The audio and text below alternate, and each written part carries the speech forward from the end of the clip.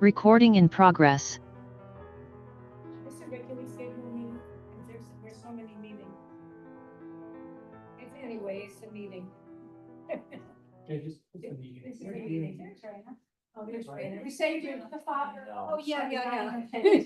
Sorry, you're seated. That's okay, I'm gonna move over. The reserve. You don't want your. He does normally sit there, David.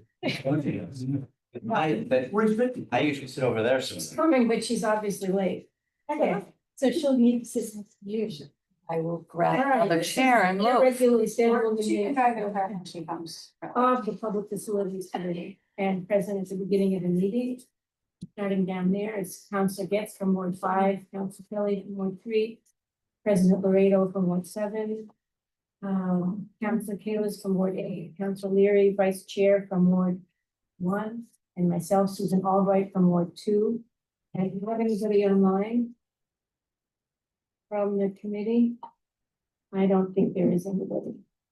And we have other councils present with us. We have Councilor Lucas and Councilor Lucas from Ward 2, Councilor Oliver from Ward 1.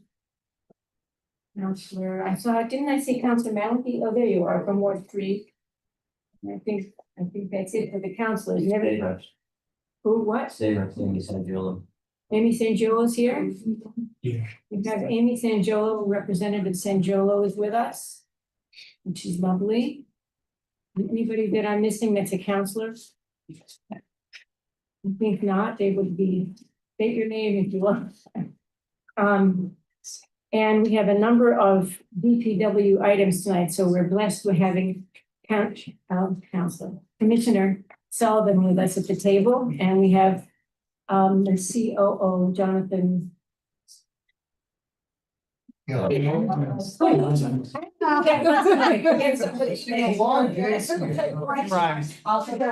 just named a lot of people. engineer Alfredo Vargas is behind you. Who he is, I can't. Okay, city engineer is here with us. Jonathan has to take the pass. I see. Yes. Likewise.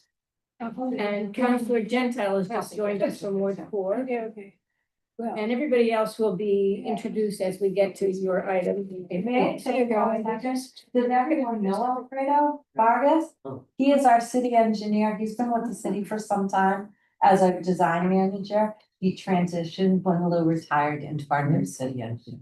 Nice to meet you all. Yes. Nice to have you with us. Oh, man. He held the door for us. Yeah, I know. Is that a good sign? Is that what you're saying? Yes, very polite gentleman.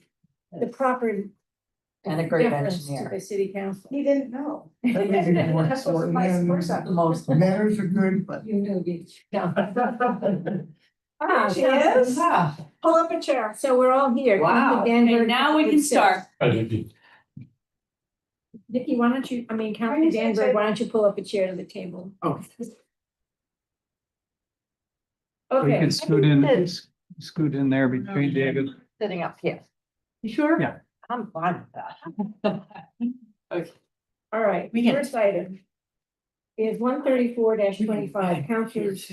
Well, this is ridiculous. At least I'm putting your name here. Councilor Farrell, whose name isn't here, but Lucas, Lipoff, Kalis, Mickley, Laredo, and Block. Requesting a discussion with appropriate departments to change the names of 18 roadways in Oak Hill Park to honor fallen veterans by naming all roads, paths, and roadways in their memory. Ensuring all public safety, public records, and property ownership concerns are fully addressed prior to the name selection and changing of signage. So, Councilor Farrell, your name is not officially here, but I believe, would you like to speak to this item? Would, thank you. Do you want to join us? Do you want at to the drag your table? chair out? Bring All you- right. Council Albright, I believe stop by is also the best is also here. Thank you for that. That by who is our Veterans Services Officer Yes. is here, but I don't see you, but I know you're there somewhere. He doesn't have his image, but his name is. His name is. There he is. We have police. I'm here, thank you. Thank you, Seth. We just can't see you. We have Daniel Devine, police captain, with us on this item as well. Anybody else? Yes. Fire chief, Ken Martin from the planning department. fire chief Gentile is He's here here as for well. something different. Oh, his assistant chief. Bianchi. Okay, anybody else? All right, we have a nice full crowd here for this one. Now, you're on. Thank you, Chair. Good evening, members of the committee and guests. I know that you have a full agenda this evening, so I will be mindful of that. However, I hope that you'll indulge me for a few minutes. I'll speak quickly, as is my habit. The item before you is not a simple request to change the names of 19 roadways. It is one small but very increasingly important request to honor the men and women who answered our call to national service and to whom we have an extraordinary debt. These men and women answer the call to service not only to protect us, but also to protect the very institutions that allow us to be here this evening, literally. I believe that we as a nation, and indeed as this very city, we are failing to honor that debt in a manner that is self-evident and eternal. Perhaps I know a bit more about Oak Hill Park because I live nearby, and certainly because I was challenged by former city councilor Holly Ryan to understand the nature of paths. And very directly because I had the pleasure to meet and get to know the unofficial historian of Oak Hill Park, Mr. Jonathan Miller. Acknowledging and appreciating our servicemen and women should never be never-ending and highly prominent part of our civic life. Thousands of Newton citizens have and continue to serve today in all branches of the armed services. Indeed, and I look to be corrected by Don Gentile, commander of the American Legion Post 440, that over 280 of Newton's best have died in active service during and since World War II. One of the most extraordinary acts that we have undertaken in support of our veterans at the end of World War II is the creation of Oak Hill Park. Unlike similar efforts across the nation to provide housing for returning veterans, Newton financed the development of Oak Hill Park without any state or federal funds. Through a $1,250,000 bond issue, Newton built 412 homes with all sewer and water lines, a small shopping center, and a school. An extraordinary gesture of appreciation by Newton for her citizens part in truly saving the world. We are losing that unique history literally and figuratively before our very eyes with each passing day. There are only a minuscule number of the original homes still standing. The paths are overgrown, the shopping center is diminished, the playground is in disrepair. Few residents, even if they know about it, have seen the memorial inside the old memorial school in decades. And virtually no new residents realize that 33 of the roads, paths, and streets are named for veterans who died in the Great War. Renaming 19 roadways should be but a first step in reawakening the history of Oak Hill Park as one of Newton's proudest moments. We should also find the resources to save one of the remaining homes, revitalize the paths, and create a true memorial honoring and thanking all servicemen and women for their full devotion. But let's start with the roadways. Following a meeting with Holly Ryan, Rick Lippoff, and John Mellick in June of 1924, I spent considerable time in trying to understand the process, concerns, and contingencies involved in changing street names, especially a project that has proposed multiple name changes. I won't plow through the many conversations that I have with a broad range of city offices, but the most important was a note from Commissioner James McGonigal, who forwarded an email from City Engineer Lou Taverna, which laid out a daunting list of procedures, processes, and notifications that would be needed to undertake any street name change. It was definitely an oh my goodness moment. I was in City Hall when I see this information. One of the most complex aspects of this effort centered on the enormous list of legal and informational impacts that address changes would cause individual homeowners who used roadway as an official address. I decided to make an appointment with the assessor's office to determine just how large a task that might be. As I approached the assessor's office, Alan Cohen and Jim Shaughnessy were in the hallway. I met Alan and asked whether they might make an appointment to speak with him about the project I was interested in. He asked me to explain, and I did. In essence, I was looking for the number of homes in Oak Hill Park that used roadway as an official address.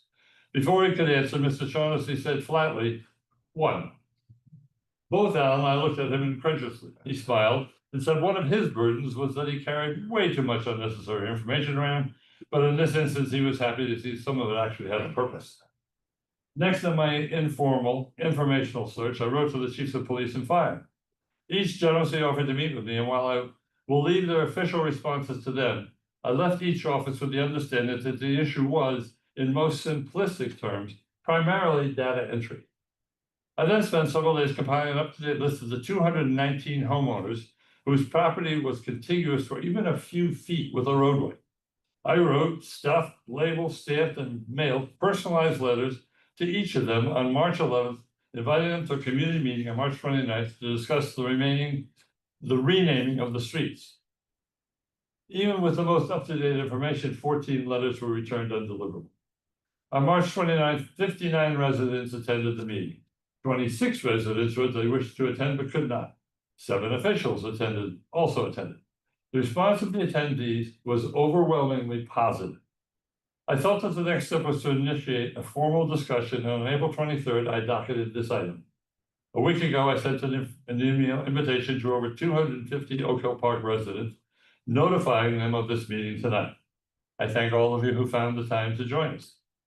I hope tonight that you will approve moving this process forward. In doing so, we can begin discussing and resolving the many outstanding issues that may bring this first project to fruition as one more step in rekindling our acknowledgement and gratitude to Newton's servicemen and women. Thank you. Okay, thank you. Council Taylor. So I have to say, when I first heard about this, I was suspicious whether this could actually happen. But with all the work that Stephen's put in, I'm learning that it's possible, it's doable, it's not as difficult and daunting as expected. Either way, it's a great thing, I think, to do, to memorialize these soldiers. So I don't know what we need to do here in terms of, I'd love to hear from the administration as to what the steps would be, but I definitely support this as well. Okay. Commissioner, do you want to speak first? But we can ask police and fire also to speak. I'm happy to speak first. Okay, Fully supportive of this, but I do want you all to know it requires a deed change for every one of these properties. And changes in all of the utility records. Yes, Good. questions? I did verify, I looked up several of the addresses on Middlesex Registry of Deed to make sure that I was correct in saying this. Mhm. They do reference the roadway names as they outline the properties, so that Okay. would all need to change. and the Just wanna be utilities clear. also reference the. Our roadway. utility plans, yes, if we have sewer, water. And the other utilities, if they have cable going down the roadway, that's going to need to change. Okay. Anything else you want to say about it before we move on? That's it. That's it, okay. Council, President Reagan. So I really want to just thank Councilor Farrell for bringing this forward. Councilors Kalis and LeBoff, I think, are supportive of this. I think this is terrific. This is exactly the type of thing we should do. There may be some cost involved. There may be some work involved, but we are sending an extremely important message to our residents about honoring people who gave their lives for this country. And that's something we need to be doing more often. It's a sign of respect.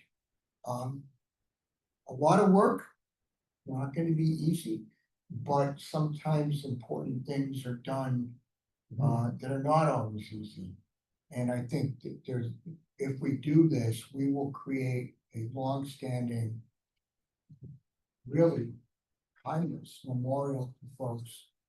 And Oak Hill Park, as you said, Councilor Farrell, was formed for a specific reason after World War II. And so it's quite appropriate that we do this. So I enthusiastically support this, notwithstanding the administrative work and cost. No, I just wanted to add one other thing. This does require a public hearing before Yeah. any Yes, vote can be of course. taken. Yes, we'll get to the actual process. I wonder if we should hear from police and fire before we go any more. So Captain Devine, do you want to start with police response? Does he need to be unmuted? I apologize. I'm delighted. Thank you for having me tonight. I want to thank Councilor Farrell for doing this as a noble cause, and I commend his commitment for this. So I give him a lot of credit for all the work he's done. We've spoken a few times about this. From what I gather, I spoke to dispatch with it. Since a lot of these roadways are N and Ls and type thing where it doesn't affect addresses, so I mean, it won't be too much of an issue from the dispatch end. They say the CAD system, which we enter data into, can be changed. It's going to require some work. but we don't know how much work there will be, but it is possible if we want to change 18 roadways. Or 19, as Council Farrell just mentioned. Okay. Chief Bianchi, would you like to comment? Yes, thank you for having me. The fire department does support this. Like Captain Devine said, the CAD system, which is computer aided dispatch, it's what the dispatcher uses to dispatch emergency vehicles to the correct address. We would have to work closely with the police department, which of course we will, and we will communicate that into our computer system to make sure we get the streets correct and we are dispatched to the correct location. Just a couple of suggestions if we do change the names. The roadways, if you come down Spires Road, obviously A roadway starts, of course, B roadway is the next one, and so on. They are kind of organized in a way that kind of makes sense and I think helps emergency apparatus or cars that are going to that location. So maybe some organization of how you label them. It's just a suggestion, not a demand. Maybe another suggestion that the fire department had was, we all know the interstate, right? Interstate 90 and 95, they changed the exit numbers. So to eliminate some confusion, maybe you put both signs, like they had the old exit number and then the new exit number, just so people can, reference what they've done for years. Just a couple of suggestions, but like I said, we support this. We think it's a good thing. Okay, is there any other city person? Set by should probably comment. Mr. Bai. Mr. Bai. Good evening, everyone. Thank you for inviting me. Given the scope of this project, listening to my other colleagues and employees, I would probably be involved with the selection process and the archives and how we're going to be selecting names. Clearly, given my department's fervor for patriotism and veteran services, yes, I completely support this and any function that my office will be bringing to this. It's a little bit above my head when it comes to dollars and cents and the infrastructure, but I can understand the scope of where I'll fit in with Councilor Farrell's good work that he's done. So I'm completely interested. This is something that way above what I've done before in the past when it comes to monuments and flagpoles and things of that nature. So it would be very interesting for me to dive in with this, and I'll do that with both feet as soon as the city approves it. Okay. Thank you. Thank you. So I think we'll hear from councilors and then maybe Commissioner, you can tell us what the process officially is. I believe it's attached to the agenda. Oh, how did I miss Okay, that? Who can review it, yes. Especially for the public. Happy I to. don't remember. I seeing actually it. have a small write-up, so I can run through it. Okay. Oh, don't go there yet. Okay, I think I saw Councilor Kelly first. Thank you. First of all, and I think she's anyway. First of all, I think that honoring our veterans, our deceased veterans, is a really important thing. It's a continuation of what's already happening over in this area. At least in my experience, because I'm from the north side, the paths, not the roadways. My husband is named after his uncle, for whom one of the paths is named. And it's a really important thing in the family. So I imagine it would be for the other families of other veterans. I don't know a lot about how all this happens. So some of my questions might feel being really naive, but I wonder, like, are the roadways letters or are they're all letters? So there's no replacing a name of somebody else who meant something to somebody. It's all letters. So that's good. And then Seth By sort of talked about whatever the selection process is for how you choose the next 19 veterans to honor. I assume there will be a good process for that. And how many current paths, if not roadways, paths, are named after veterans? All of them, I believe. Well, how many is that? 33. Oh, that's what you said. Okay, so there are currently 30 But there are 33 roadways. passageways that were named for Okay. veterans originally. 33 existing. Yes. You can see a map of the original, I brought some pictures of the map. Originally and the current status, if you want to look at this. And though this docket item was 18 roadways, you repeatedly talked about 19. I did, I made a mistake. Oh, okay, well, Is it 18 or 19? It's like- so It's 19, thank you. you want to add 19 to the 33 current ones. 33. 33, you want to add 19 to the current 33. I want to add 19 names of service people who Yes, died in service to the 33 names, but not all roads and streets in Oak Hill Park are named for veterans. correct. Okay. So I was. 33 pathways or roadways or whatever are Yeah. currently named after deceased veterans, and now you're gonna add 19 more. That's the proposal, yes. And the names will be selected, you're not replacing any names that are important to other people, so those are just my little questions. So would they be called something like a path or a road, or you don't know that yet? That's a good determination. I just wonder if there's already a path system. Well, there is a path system that was created in the late 40s when this was created. But the actual names have not been, it's all part of the discussion. Thank you. Councilor Lear. Yeah, I just have a couple of questions. First, Council Farrell, thank you so much for your hard work. I had no idea you've been working on this for months. Very laudable, and I appreciate that.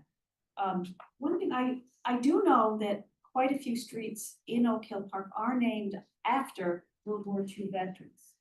I thought they all were. Well, let me, yeah, you can respond back. I'm not gonna, I wanted to ask you, were those also name changes, or were they, when those roads were built, they were named after the veterans? Yes, if you look at the top sheet is the original creation. And that is when the names were drawn. Okay, so they All were, names of service people who died in World War II were put into literally a hat. Oh. And 33 names were called that. Oh. And It's random. yeah, but not all streets were named after veterans. Sawmill Brook, for instance, was not. right. I thought the actual names Right. were all service members It's- in World War II. Yeah, so it's New veterans. very specifically 33 Okay. paths and streets and roads that are named for veterans. Okay. My question is, what is the burden on the homeowners here? I think that's an item of discussion with the commission. That we need to talk about why. Initially, the name change, I heard could be quite complex, and I was concerned it would be a lot of work for the residents of Oak Hill Park. So that was really my only concern. Otherwise, I'm obviously in favor of this. But Why, what? I'll let you answer that, or maybe there are other people that can also answer, what exactly does the homeowner have to do? And it sounds like the city, from what I've heard from the staff, it's a manageable thing. But So is that matter of one opinion? property owner has a significant burden. One property owner? One property owner will be required to, one property with an address of a roadway, they will need to change their deeds and mortgages. Vehicle registrations, driver's license, any loans, bank information, insurance, utility bills, employees, information in place, business information, investment funds, retirement plans, FedEx, UPS, United States Postal Service, the IRS, schools, security alarm companies, and emergency That's what every services. single property owner? Just, that's the only one that has the address of a roadway. All the rest have pathways, so they'll only need to do their deeds and mortgages.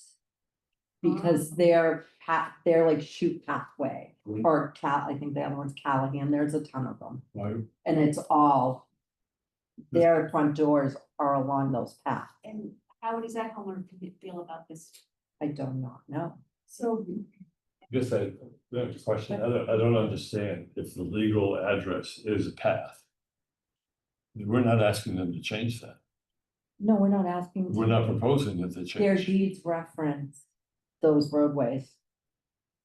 Okay, well, I would, The I guess I'd like to deed understand that has to in conversations with you, I'd like to understand it, fine. Sure. Before we get into the details Right, of what has to happen, because I think I would ask you, Commissioner, to provide something to us about, not only to us, but a letter to all the residents about what exactly is involved. I will ask the law. The law department, and so that they would know exactly, each of them would know what they have to do.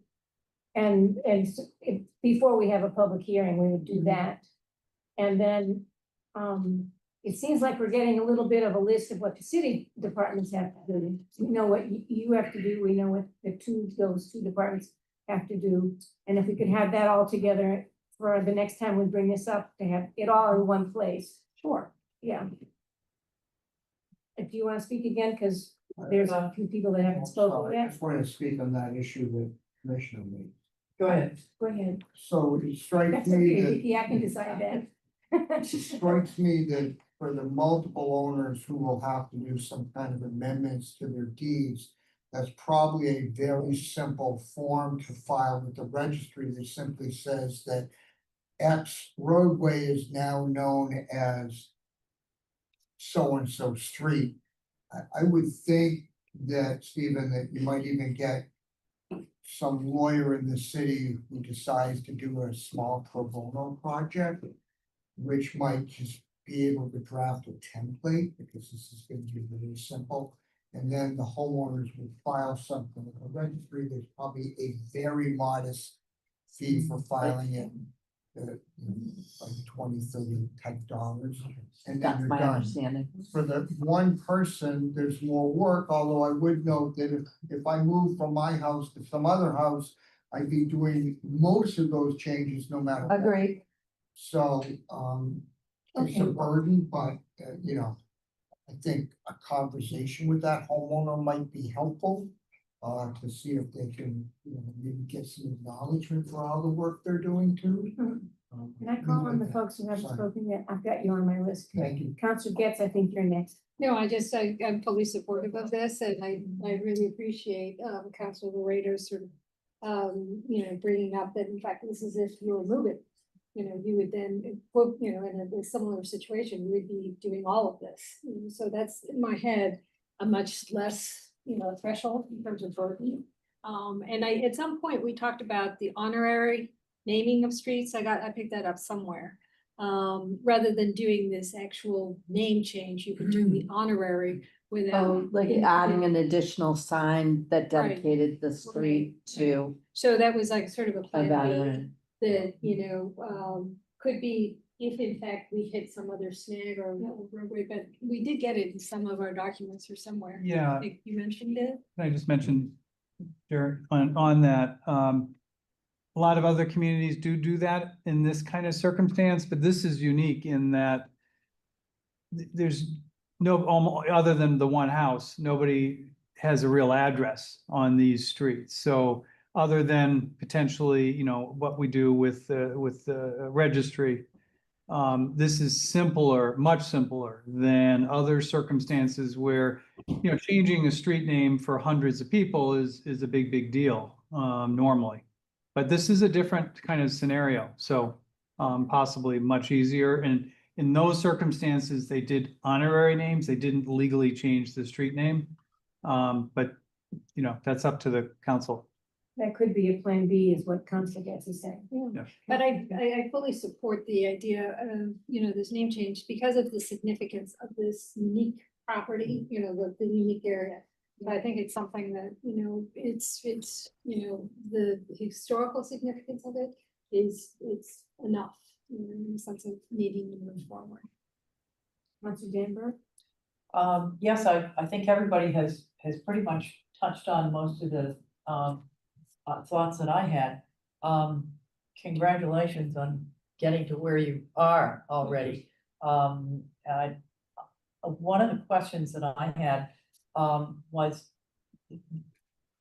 I do have an understanding of that area, but I think I don't understand how one person can be so different from all of the rest of them, and the burden is much heavier on one.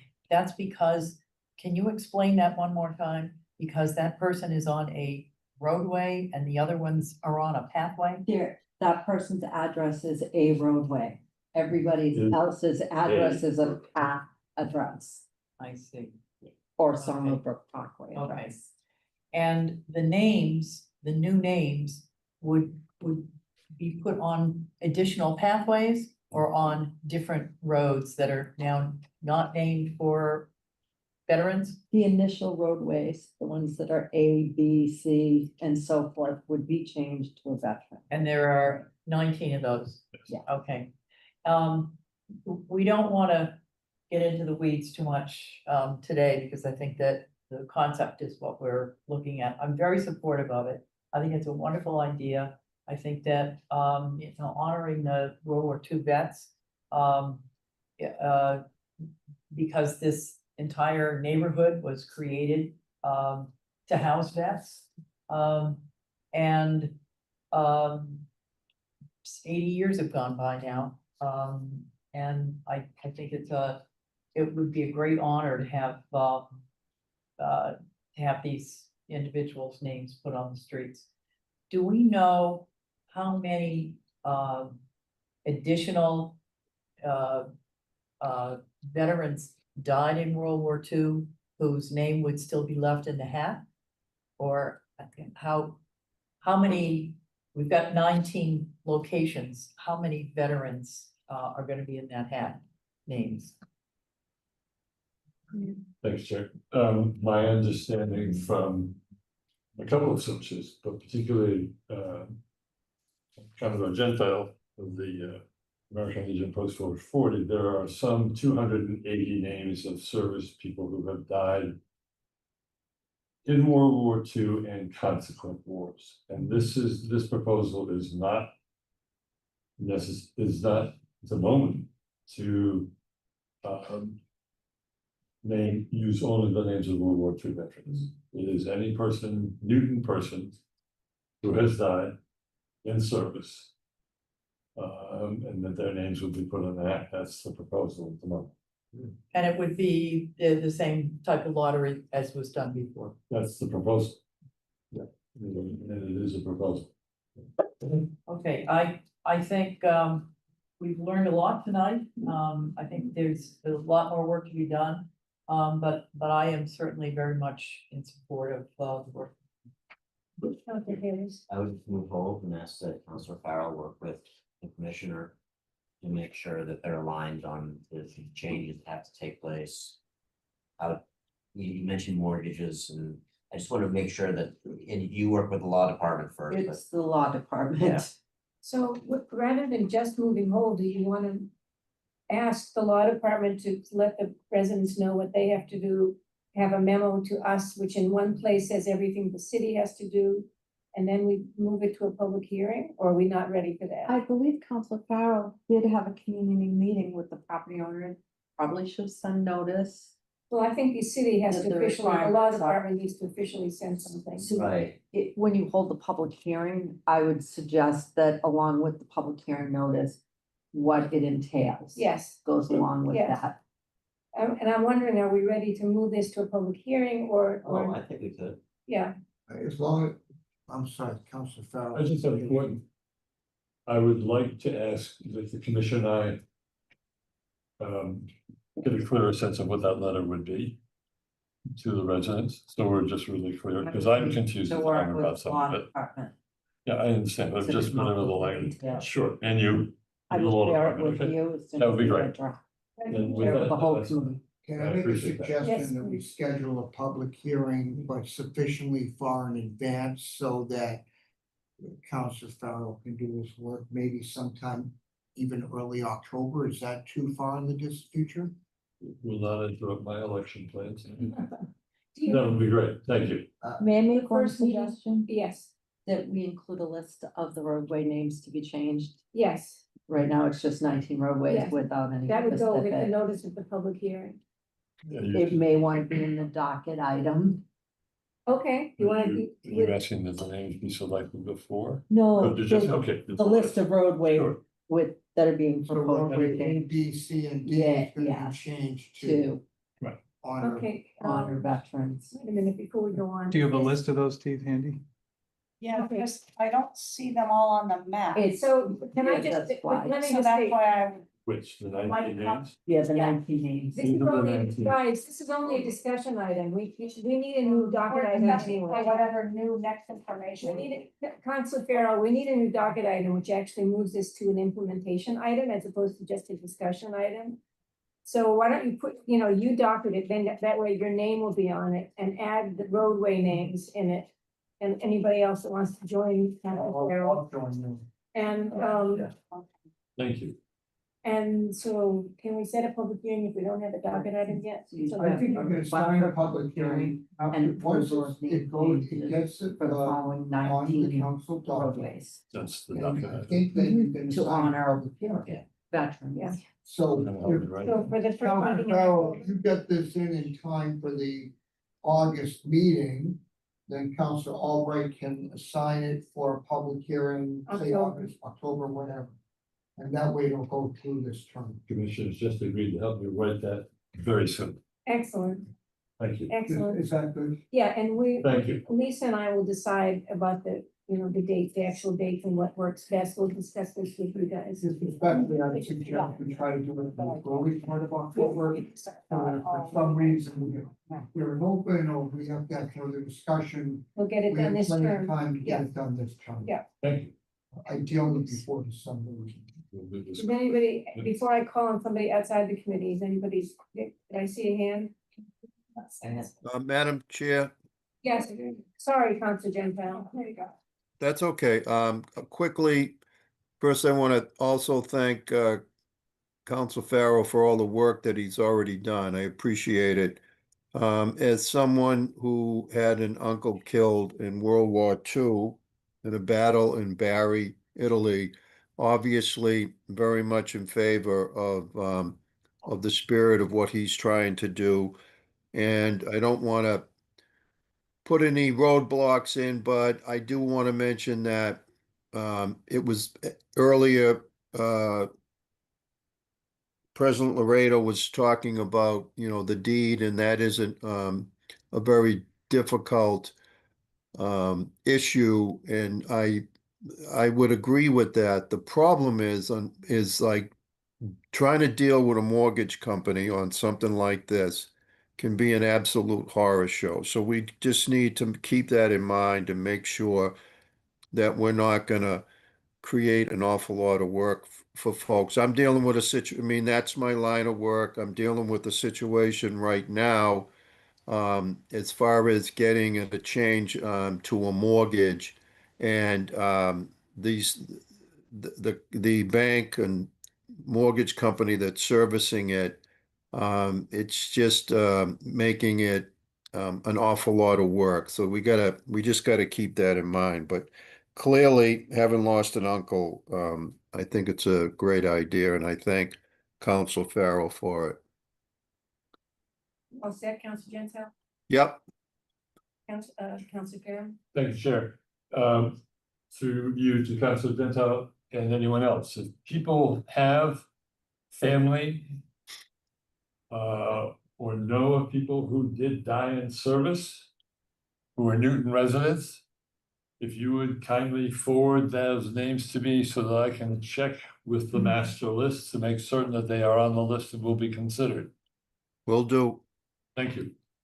Is it just Newton residents or people born in Newton who know law? Like, how do you define Newton resident? For eligibility sake.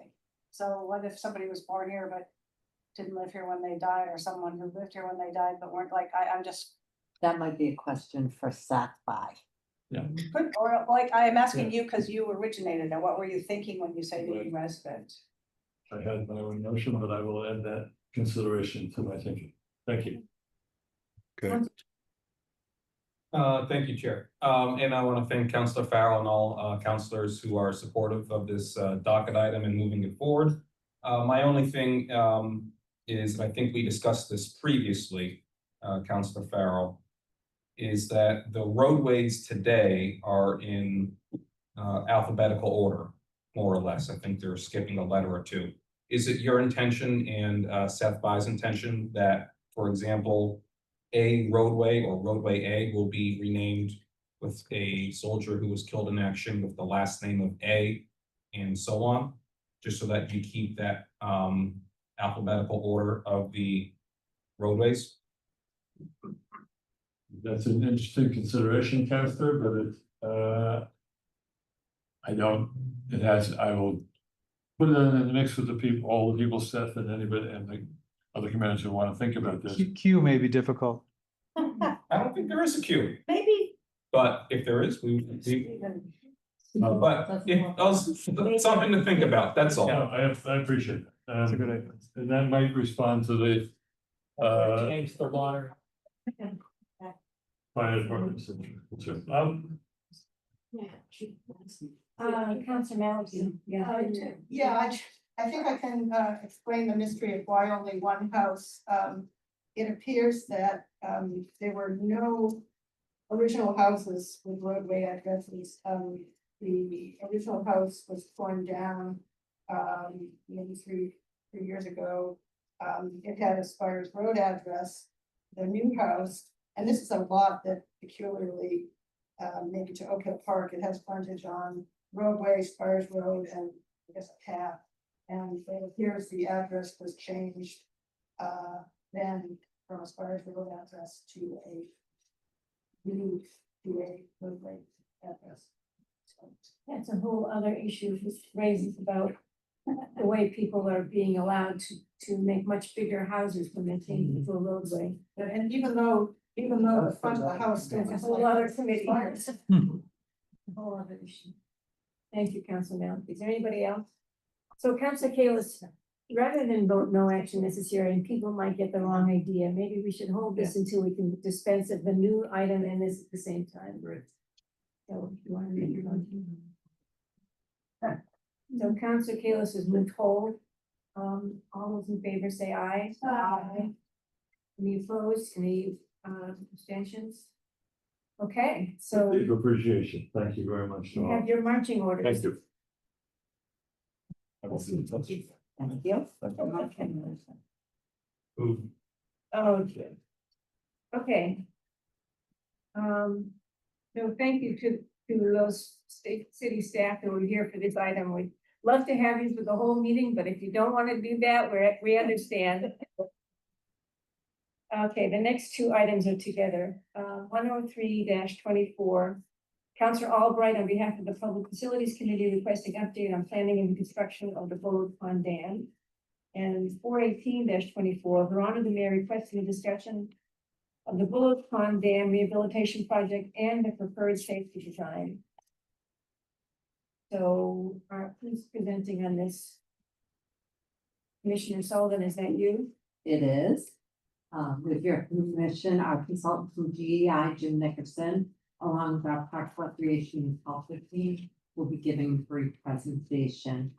Just like to add that we are under an order from the Office of Dam Safety that states we risk fines if we do not move forward with the rehabilitation of the dam in a timely manner. Do you want to join us if Fiona? I think you all know Jim Nickerson. Yep. And I believe Deputy Commissioner of Parks, Rec and Culture, Mark Welch, and Open Space Coordinator Luis Emerisi. Emerisi is here. Okay, Here good. online. Good. Welcome to all of you. And I'll see, actually, Ginny Fairley is here as well. I'm not sure which. Jeannie's here for the sidewalks. Oh, the sidewalks. Okay. All right.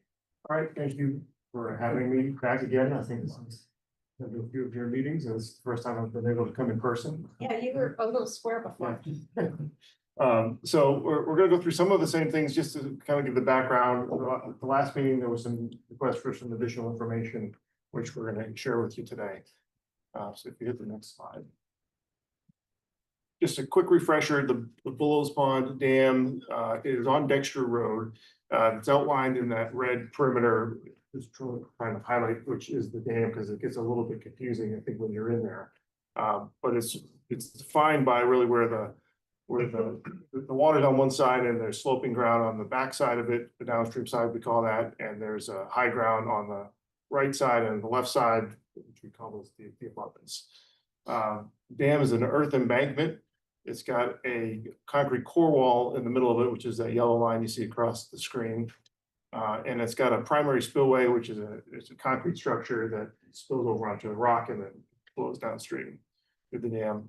It does have 2 low-level outlets that help would operate the dam to lower the impoundment and time to peak. Next slide. As Commissioner mentioned, that the city is under an order from the Office of Dam Safety to make improvements to the dam. The primary efficiencies that have been identified going back several years have been that the primary spillway is undersized to current design storm standards. It's likely to overtop during the design storm. The overtopping would likely lead to a breach because it's not armored to withstand the types of velocities the water would cause, which would cause some erosion, causing the breach. And then the bigger issue, some of the other issues associated with it are the woody vegetation, which Office of Dam Safety doesn't allow on dam structures in Massachusetts. And then there's some other minor masonry repairs at the low level outlet. It's just, I put this slide together just to try to articulate what there was some confusion, I think, last time on scour, breach, overtopping. So the failure mode or the issue that we're trying to protect against is a loss of the reservoir from water reaching the top of the dam, flowing over the top, so overtopping, causing the soil on the downstream slope to start to erode. You can see in that sort of schematic over time, as it starts to erode, it gets worse and worse, resulting in a release of all the water that's behind the impoundment.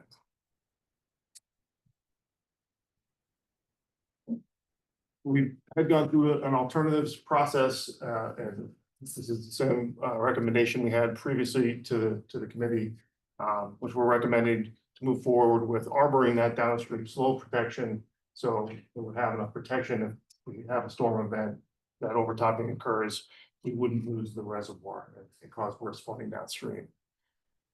This really has, we think, the least impacts to the neighborhood. It does offer effective safety to the dam and the area downstream. It's designed to resist scour that overtops. It would, compared to some of the other options we have looked at, we think it would be simpler to install. And we did talk about this with Mass DCR, Office of Dam Safety. They were supportive of this solution. So really, I think the 3 key things we took away from the last meeting with requests from members of the committee were to look at, the question was, we had an inundation map that showed if we were to breach and lose the reservoir, what does that look like versus allowing this overtopping event. So we've done some work and we can present that. There was some discussion on, could we proceed with the core wall? We talked about some of the risks previously. It's uncertain, there's uncertainty associated, and it could spiral into larger costs. We did some work to work through what those look like. And then the city staff worked through some potential restoration plans and some ideas. Next slide. Thank you. So here's an updated inundation map, and we've mapped 2 scenarios here. One is if we were allowed the dam to overtop, we do send water across the dam, which is what's currently the current condition is. The area in blue is the downstream area that would be impacted by that water going over the top of the dam. The area in red, which is slightly larger, you can see downstream is the area if we were to release the full reservoir. So there is a bigger impact with the breach scenario. We're sending in the overtopping about 400 CFS or cubic feet per second over the dam during the peak times of the inflow. In the breach event, we're sending about, I think it's 12 or 1,500. Look at the number. It's about 1,700 cubic feet per second, so almost 4 times the amount of water downstream at that same type of event. And you can see, it varies by area, but there's maybe a foot to some areas. It's only about half a foot difference in the flood elevations, but we're generally in that foot and a half in a few of the locations for the overtopping event.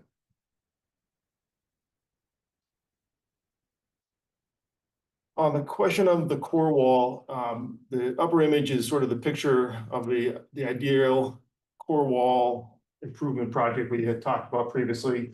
We dig down to the top of it, be able to form some new concrete onto it. We'd have to do some doweling to make it structural and probably provide some lateral support. So you can see the limits of excavation and some of the concrete.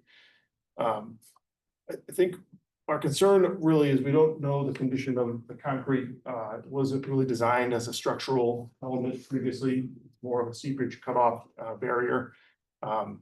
So I think when we get down to it, if it's not in great shape, really the solution would be to build a new wall. And that image on the bottom sort of represents something larger that we'd have to go down further in the excavation. We would have to widen it out for access and worker safety to get that deep into that. So it really would disrupt a significant portion of the street and dam. The estimated increase in cost would be about $8 million. The increase? If you had to do all this, if you couldn't just repair the wall, but you had to replace it. Correct. To be clear. Correct. That wasn't one of the three options, right? Yeah.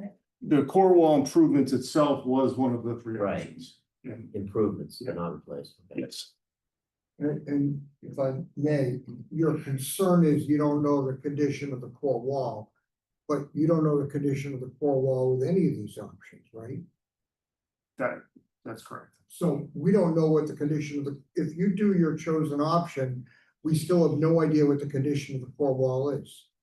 That is a true statement. But you said something just now, which for the first time made me understand, I think, that the core wall was not meant for, as a wall, it's meant to prevent seepage. Yeah, it's meant to reduce seepage across the structure. So now you're, in this method, it becomes a structural element as opposed to a seepage element. Yes. Prevention of seepage, Right. which is a different purpose of the core wall. Yeah. Wait, I don't think that. No, well, you're the expert, you need to explain that, because I want to make sure I understand. We should let them continue. Finish, Rather yeah. than let's get it. Yeah. That's, you'll have to come back to that Sure. to make sure we understand. So I think that's the risk. We maybe go to the next slide. Just to remind everybody kind of what a picture of the solution we're looking at is. These articulated concrete blocks, they're small, 12 inch by 12 inch blocks, strung together with stainless steel, tied down to the ground, anchored into the ground, and then covered with topsoil and seeded and can grow, It's not going to look like. No. I understand that's what's underneath, Yes. like that's the structure of it. On the left is the structure, on the right is what it looks like after it's planted and it's seeded. All right, It's a smaller area, I believe, for us. Yes, it's It's a different. this is bigger. this is the larger structure, yes.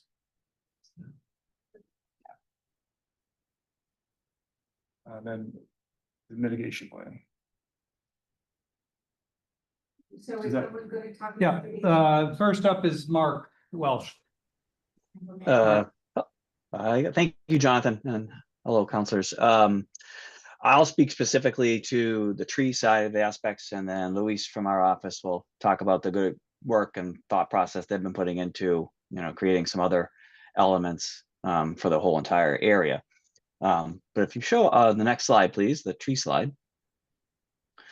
We're looking at two broad approaches to mitigate the loss of the trees. I think in the end we would end up planting, quite a number of trees. Until we actually start the planting work, the exact number would vary.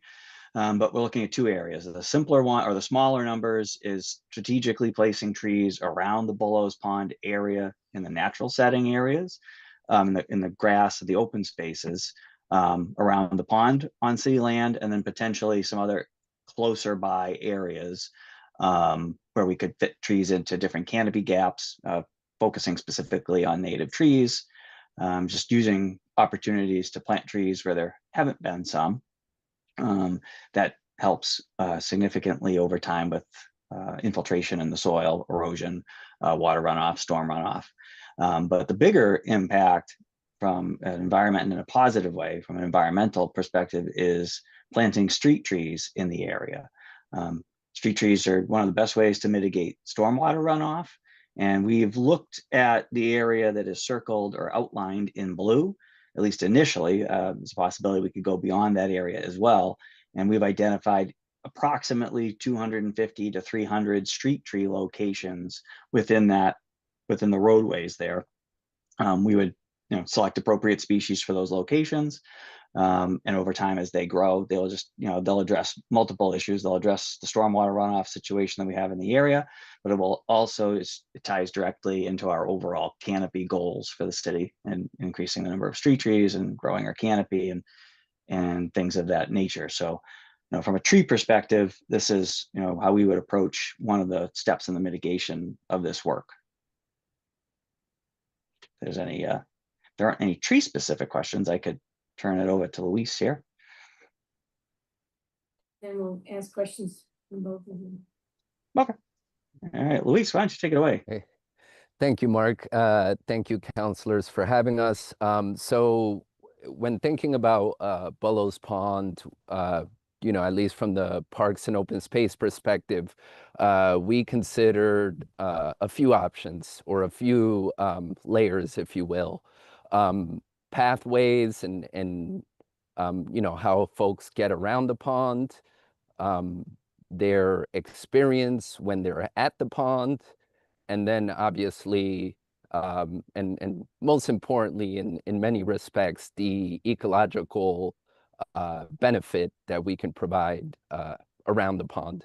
So the first layer would be looking at the sidewalks and the curbs, and working with DPW to enhance those, particularly along Dexter Road and Bellows Park. Those are two areas that really encircle the public side of the pond.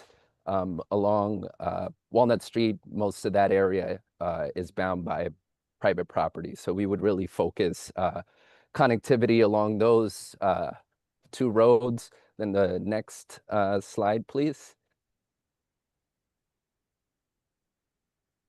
And the other layer, as I had mentioned, is erosion and enhancing wildlife habitats. So as you can see in these images, there is some invasive barberry, the upper right-hand image.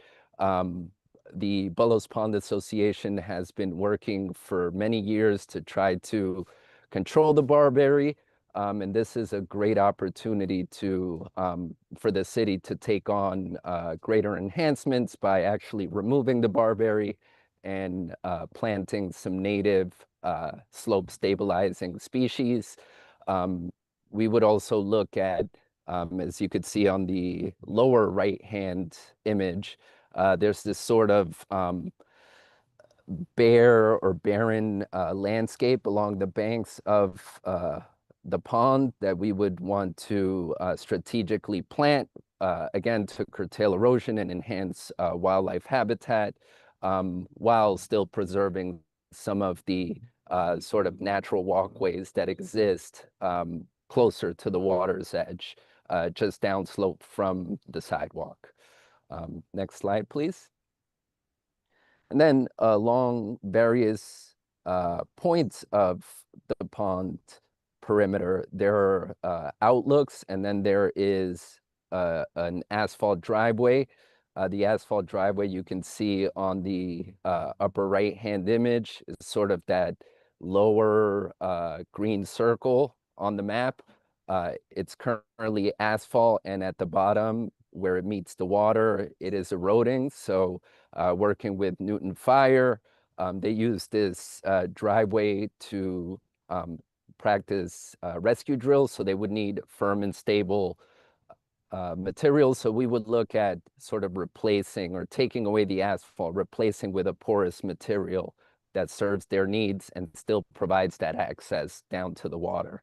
along the various outlooks.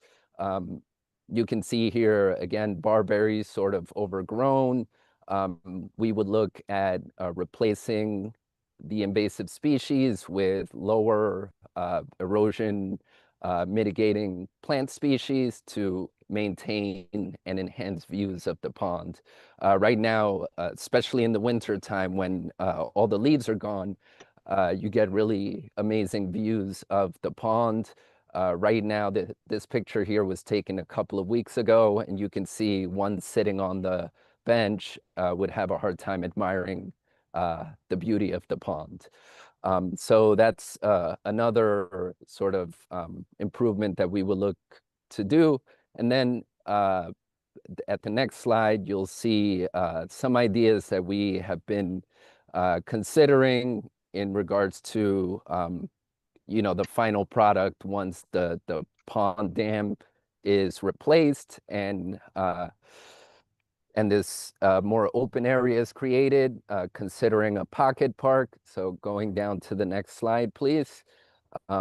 We would be looking at continuing the language of the site furnishings. So on the right-hand side, you'll see the current bench style that is at the pond. We would also consider placing a picnic table or a game table. And then at the slopes of the pond, as you can see on the lower left-hand image, this sort of no-mow lawn, which can be allowed to grow, but grows up to roughly the height that's shown on the image. And that allows the dam and the landscape to comply with state regulations. It really needs to be low. So this is sort of what we were considering as part of improvements to the park and public spaces around the pond. Many of these were in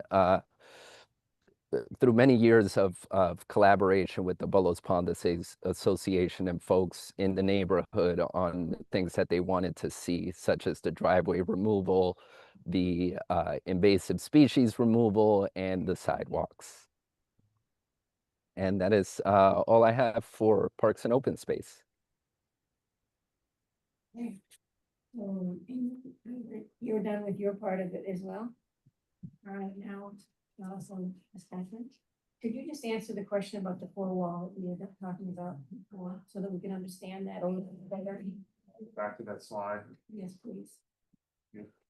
So the core wall is really intended as a seepage cutoff element. The dam itself is an earth embankment, which is the structural strength of the dam is from the earth. The check stability of the dam and meets current required stability factors of safety. With the core wall, it appears to be effective. We don't see any kind of signs of seepage on the downstream slope of the dam itself. And part of the design of the overtop protection system includes granular layer. So when we have a leaky dam, one of the solutions we have for it is to build what we call filters, or basically using a filter stand on the downstream slope, and then a drainage layer, which will allow water to come through, and then not allow fine particles to move through and start what we call a seepage failure of the dam. So this system would have something like that, but over time, the core wall stop being an effective seepage barrier. We have a secondary system to mitigate seepage in the dam. Okay, Council Kalis and then Council Bender. So thank you. I thought this presentation was very good. I was hoping actually that we were looking at the three options a little bit more.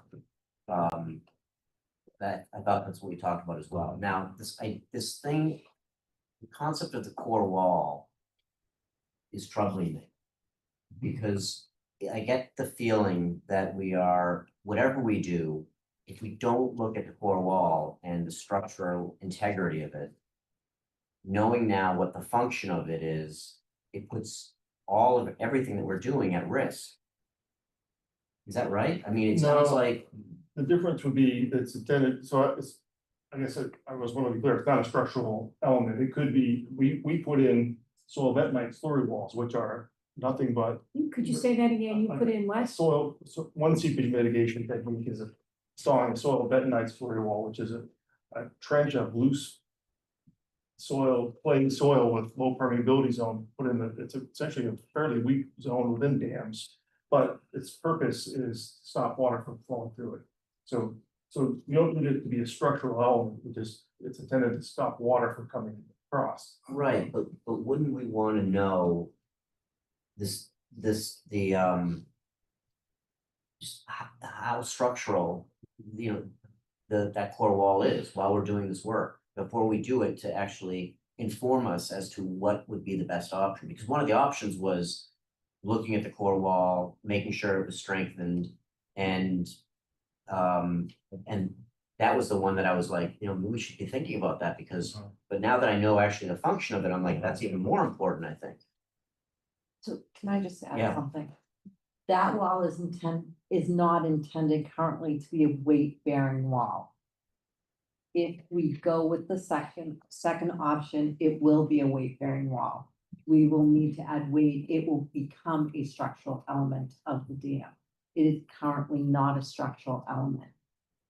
And It's a barrier. And I just, did you say you're gonna add whatever the word was, I couldn't understand, another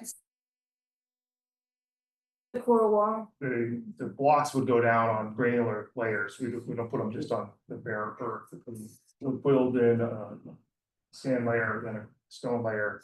That would be a filter, so if we did have a problem with seepage, which we don't see any signs of, then we've got a system in place to. Drainage and the way. So you're not no longer counting on the core wall That's correct. because you're adding that other word that I couldn't understand. Okay, got it. President Laredo, are you gonna ask on this topic? I am gonna ask on this topic, and I have to say I'm confused. Okay. That's how I've been left, I'm done, but I'm looking. So I want to see if I can try to get this combined. Right now, we have a earthen dam with a concrete core wall. Is it your belief that that concrete core wall has no function? It functions to stop seepage from, or reduce seepage from coming across the earth embankment structure and exiting on the downstream. Coming through the earth? Or it's not doing anything to prevent it from going over? Are you saying the concrete serves as a barrier from water going through the earth? Correct. Okay, So- doesn't the water just go around the concrete then? Well, it actually goes through the concrete, and given an infinite amount of time, water finds its way through. Concrete, well, has a very, very tight. We all have leaky basements, right? It finds its ways through them.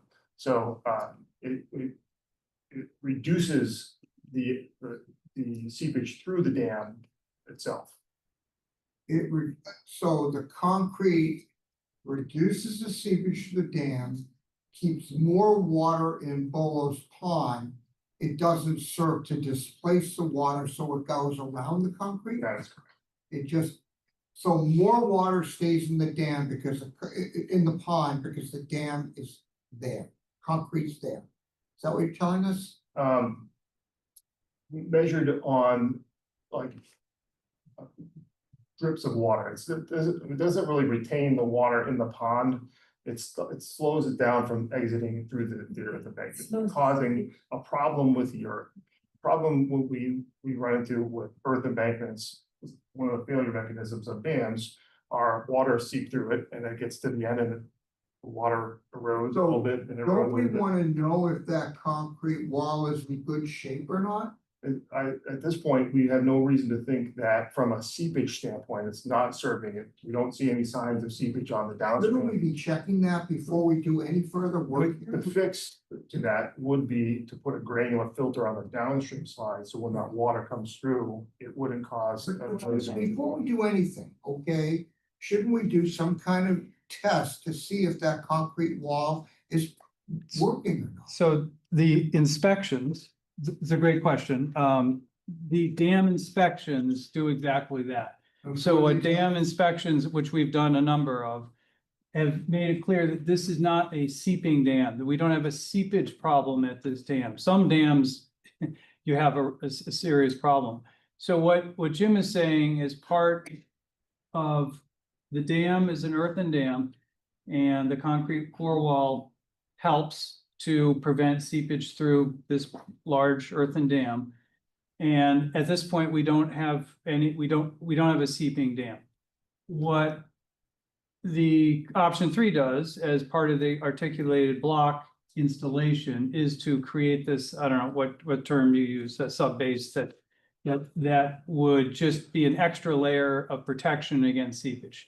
So right now, we have no reason to think, and we have no evidence that we have a seeping dam or any problems with the core wall. As the commissioner said, the challenge with using the core wall to then build up and, an additional structure on top of, which is what option 2 does, is that it's not really a structural element. You're gonna have to create, I don't know what terms you use, Jim, but you're gonna need to create some bracing to go to that wall and try to figure out how to extend up on top of it.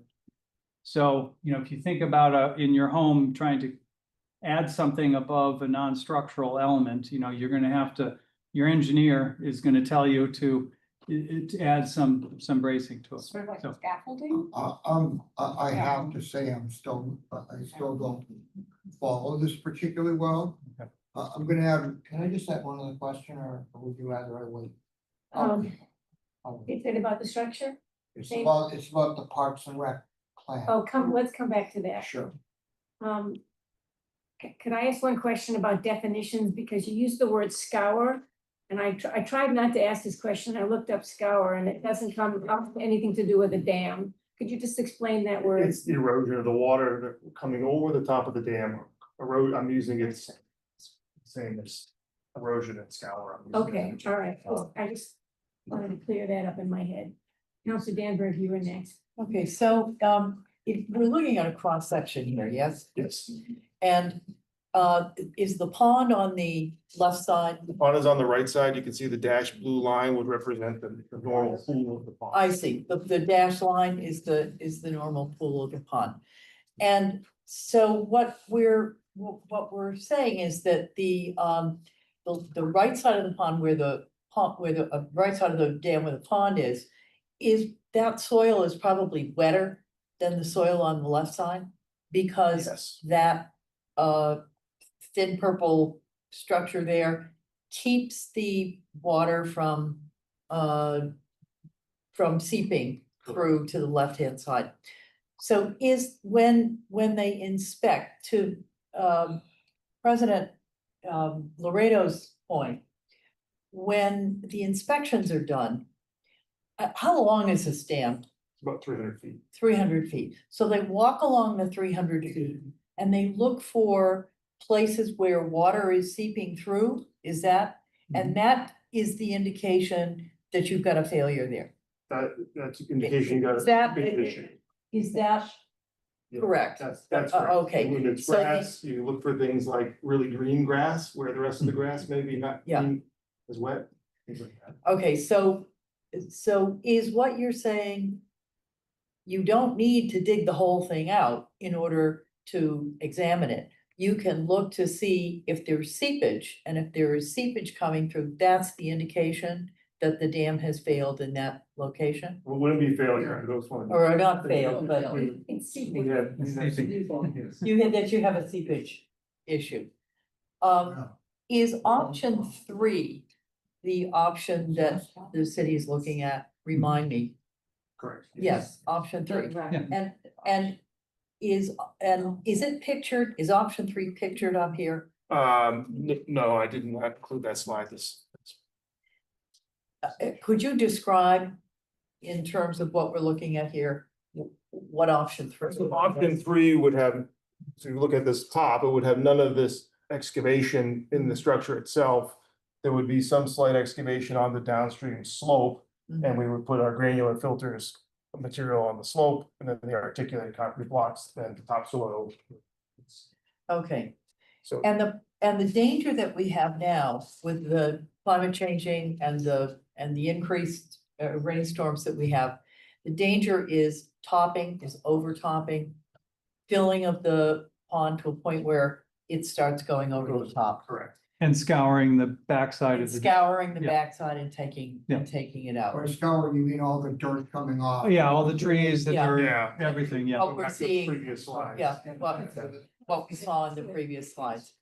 Okay, if it 10 years from now or 20 years from now, when you're walking, when the inspectors are walking along and they see seepage, if that were to happen, will the soil, rocks and clay or whatever you're putting in there stop that? Will that be a solution to the problem? Or is that a time where you would have to go back in and dig down and put that big block in there? It would solve the problem. Because when we put it back, when we have a seepage through a dam, one of the solutions is to put a filter on the downstream so you don't lose fine material from the dam over time, which can cause. Okay, I'm gonna stop here and let other people speak, but maybe I'll come back later. Okay, Council Leary, I think you're next, and then Council Finn. Yeah, thank you very much, Chair. Getting tired of talking about this thing. It's been, I believe, 7 years that it first came before us, if I'm correct. And I'm just sort of surprised that there is so much, there's not like a real right way to do the dam where we know exactly how it works and where it's used in most dam scenarios. We're getting all these choices and there seems to be problems with all of them. And I'm just wondering, are we looking at cost more or are we really, I mean, it seems like option 3 is the one you're sticking with. And I like to go with the experts, with the engineers, with the data, with the people that understand this. You have reasonably intelligent people at this table, and there's still a lot of confusion, and that concerns me a little bit. I am prepared to support this because it's been so many years, and I keep hearing that the city is very concerned about a possible breach of this dam. Even though, I mean, what's really wrong with that dam? That would be another question I would have, and why is it such a concern? And all of them require tree removal, all of them. One of them required the most, and this is option 3.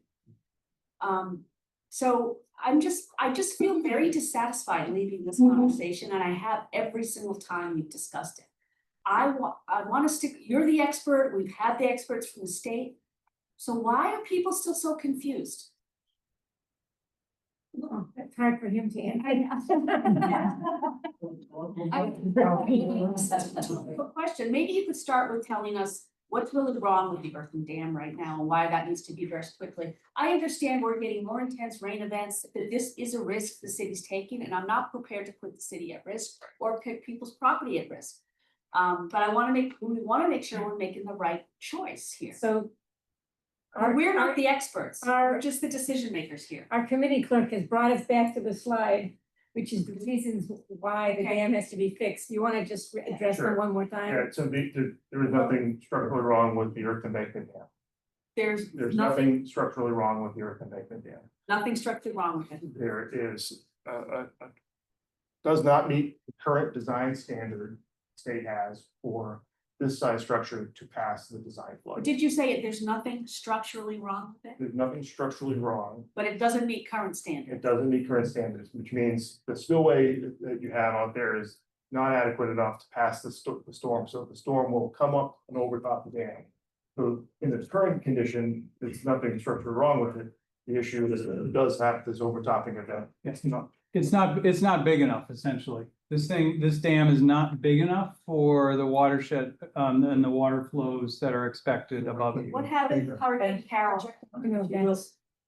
Will the solution, will option 3 raise the dam so that it's, so that. Am I supposed to?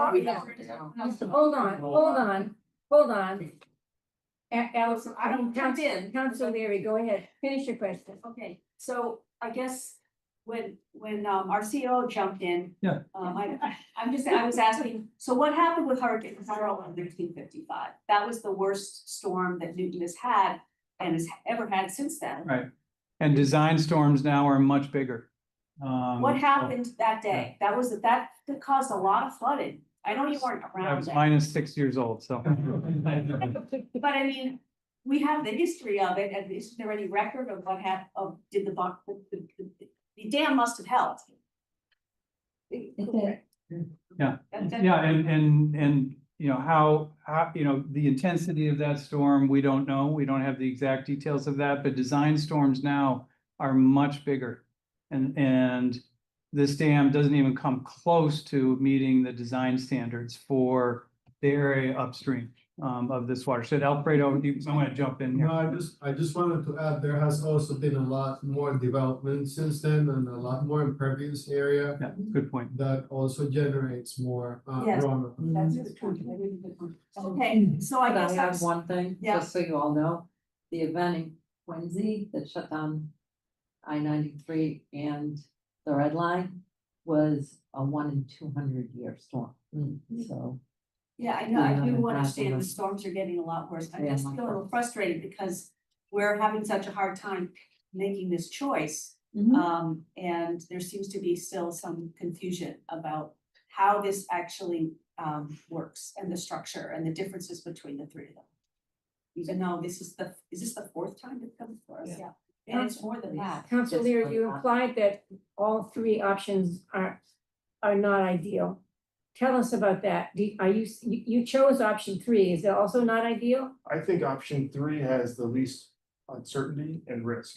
Least uncertainty and risk. There's a lot of uncertainty with option 1, which was driving the line of steel sheet piling. You'd have to make sure we got good toe embedment, and we know there's rock there, so, you know, getting good.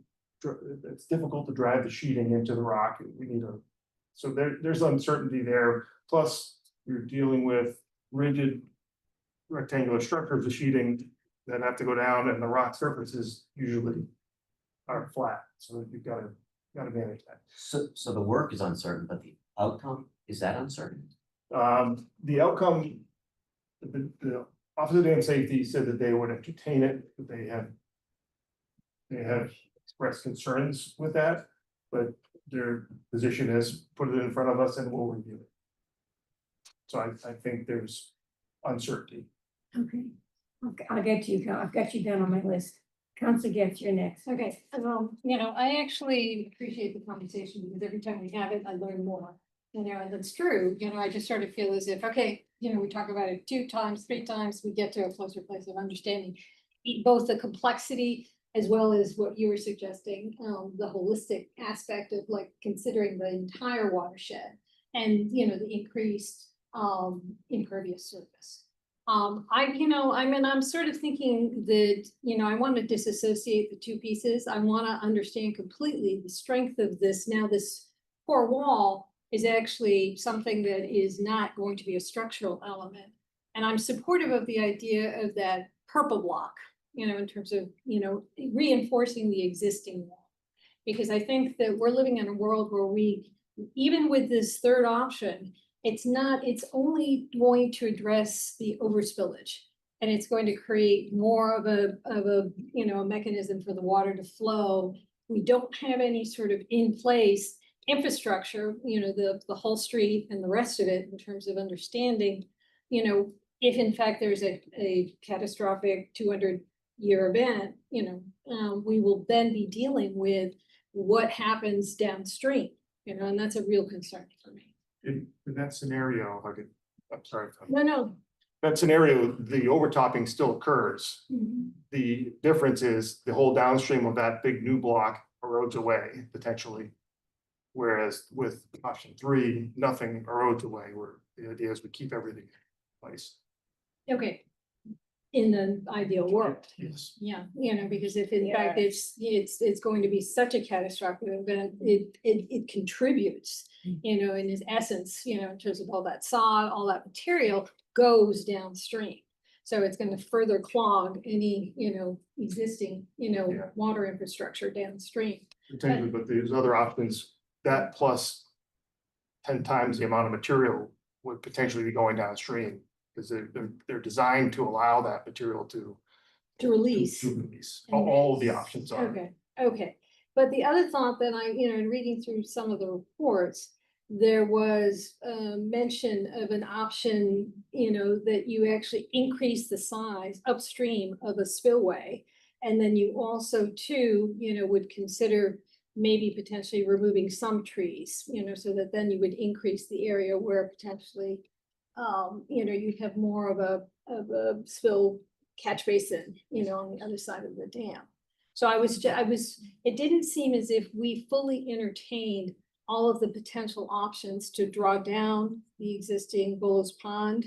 And also, you know, sort of think about increasing the spillway. You know, that option was sort of negated early on. And I don't understand why that wasn't Yeah, we considered. had a checklist, I think, in one of the earlier presentations where we went through a pattern of eliminating options. And so one of the options you just mentioned of lowering the pond, essentially not having Bullows Pond, we took that out as an option. Because I think we all feel that the pond itself is quite valuable. Right. And that we didn't want to get rid of the pond. Right, So, I yeah. was, if there's, you know, some of these events like what happened over at the library, you know, they happen and they happen in a heartbeat. So you don't really, you can sort of look at weather patterns and you can sort of, at some level, predict a catastrophic event is coming your way. But I'm just sort of thinking about systems and ways to, like I have this sort of image of drawing down Bullows Pond. Yeah, So Office of Dam Safety is not supportive of that type of those aren't plan allowed, yeah. that Because- relies on human intervention or mechanical intervention. I'm very confused by that because I sort of feel as if the other option was having someone with a rake, you know, clearing with rake, you know, in an event, and it's like, that's a human being, you know, in the mix. But that's not part of our, That's not our part plan. of the plan for Bullows Pond Dam.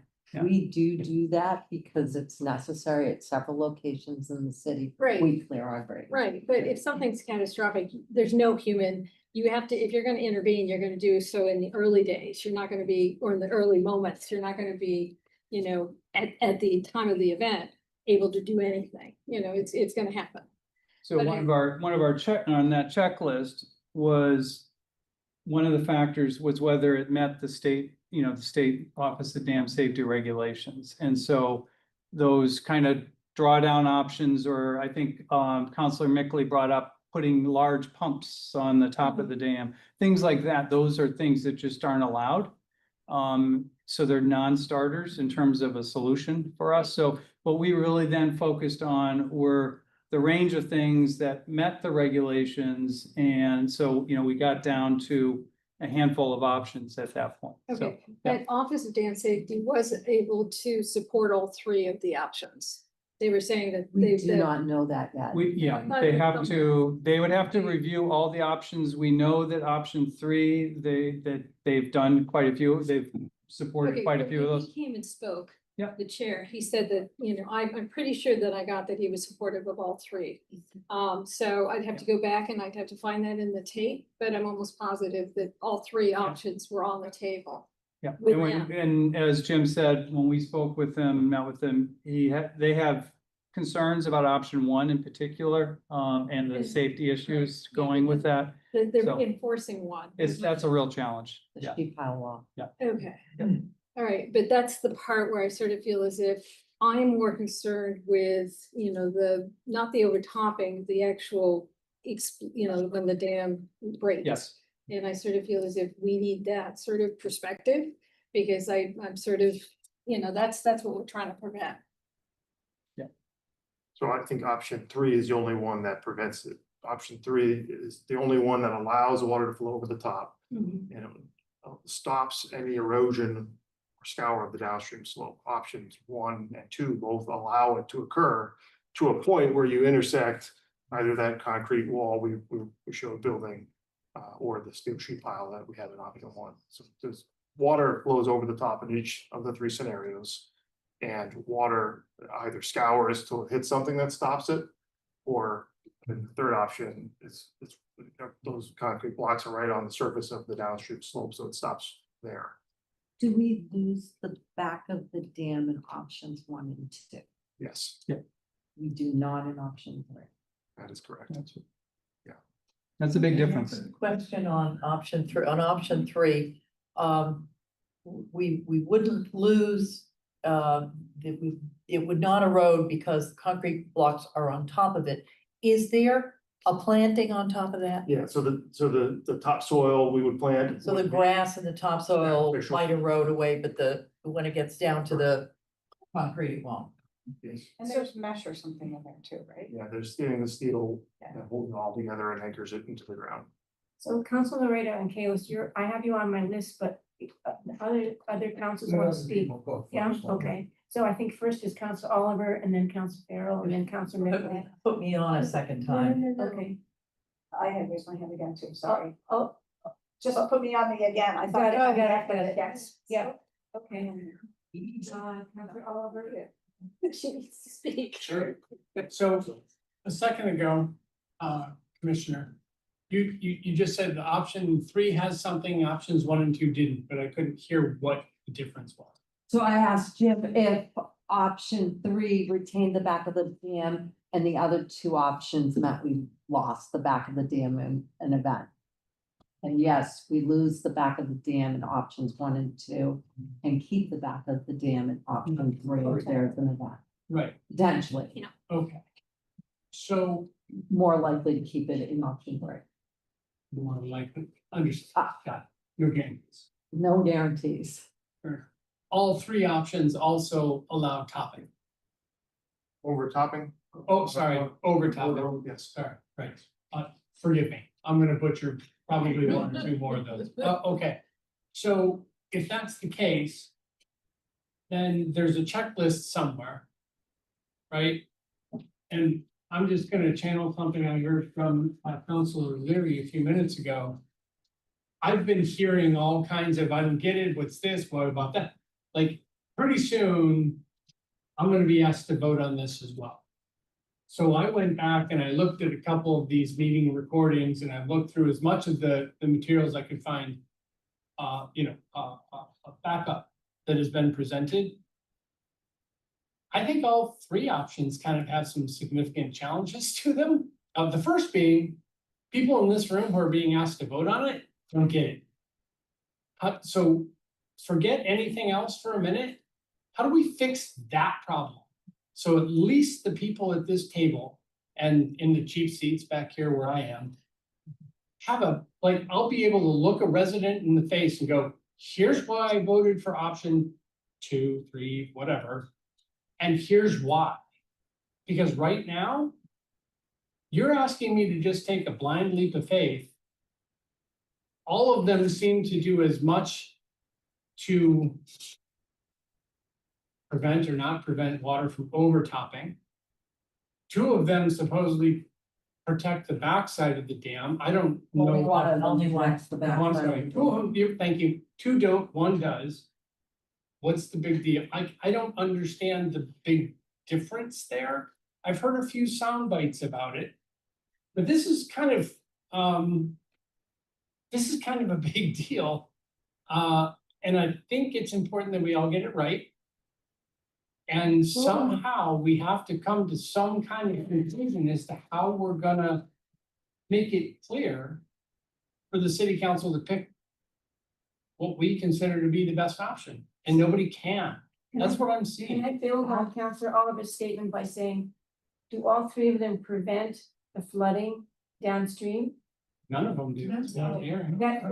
All 3 would prevent the larger flooding area. Catastrophic. Catastrophic. Yes, the problem is the loss of the whole dam. No, if it overtops, it's the blue. All 3 scenarios in its current condition and all 3 proposed solutions have the same overtopping. Yes. Same overtopping and the same, when you showed us that map of the flooding downstream, all 3 options will have flooding downstream to those locations. Yeah. It's the blue. But can I make a comment? Yeah, well. My. Thank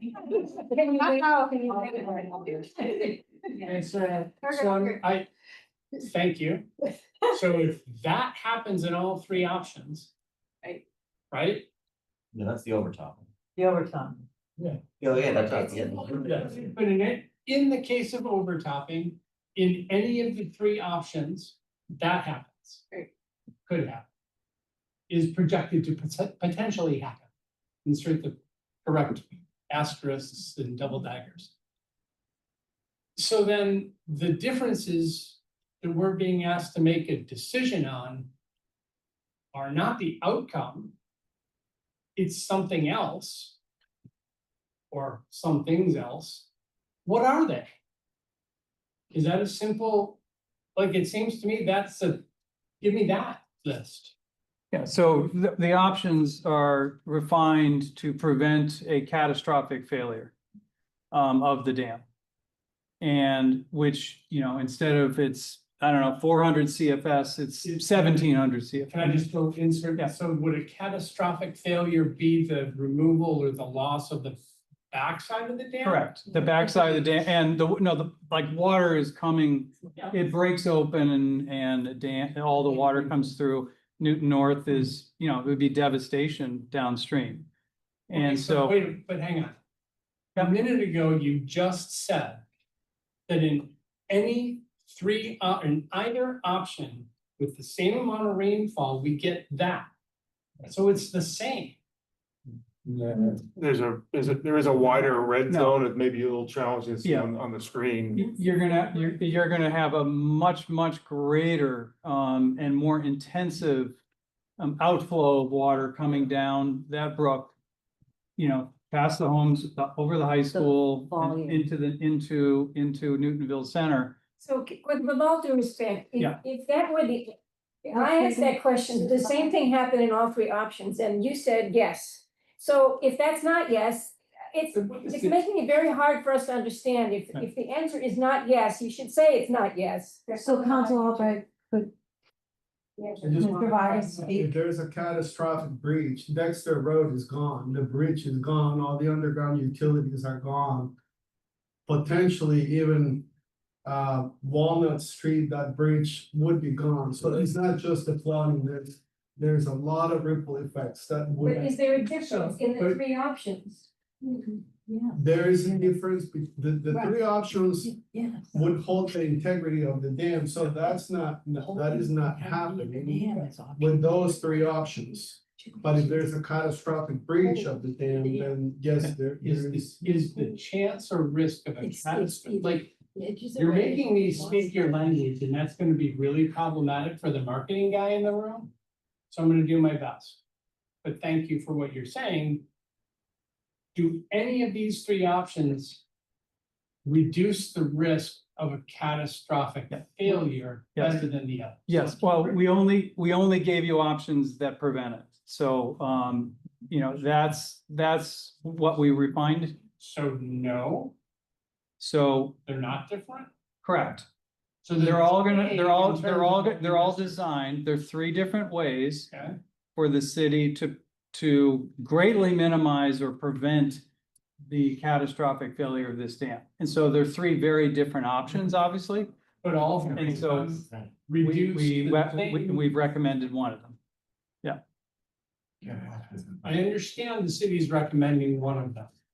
What I don't understand is why that one over the other two.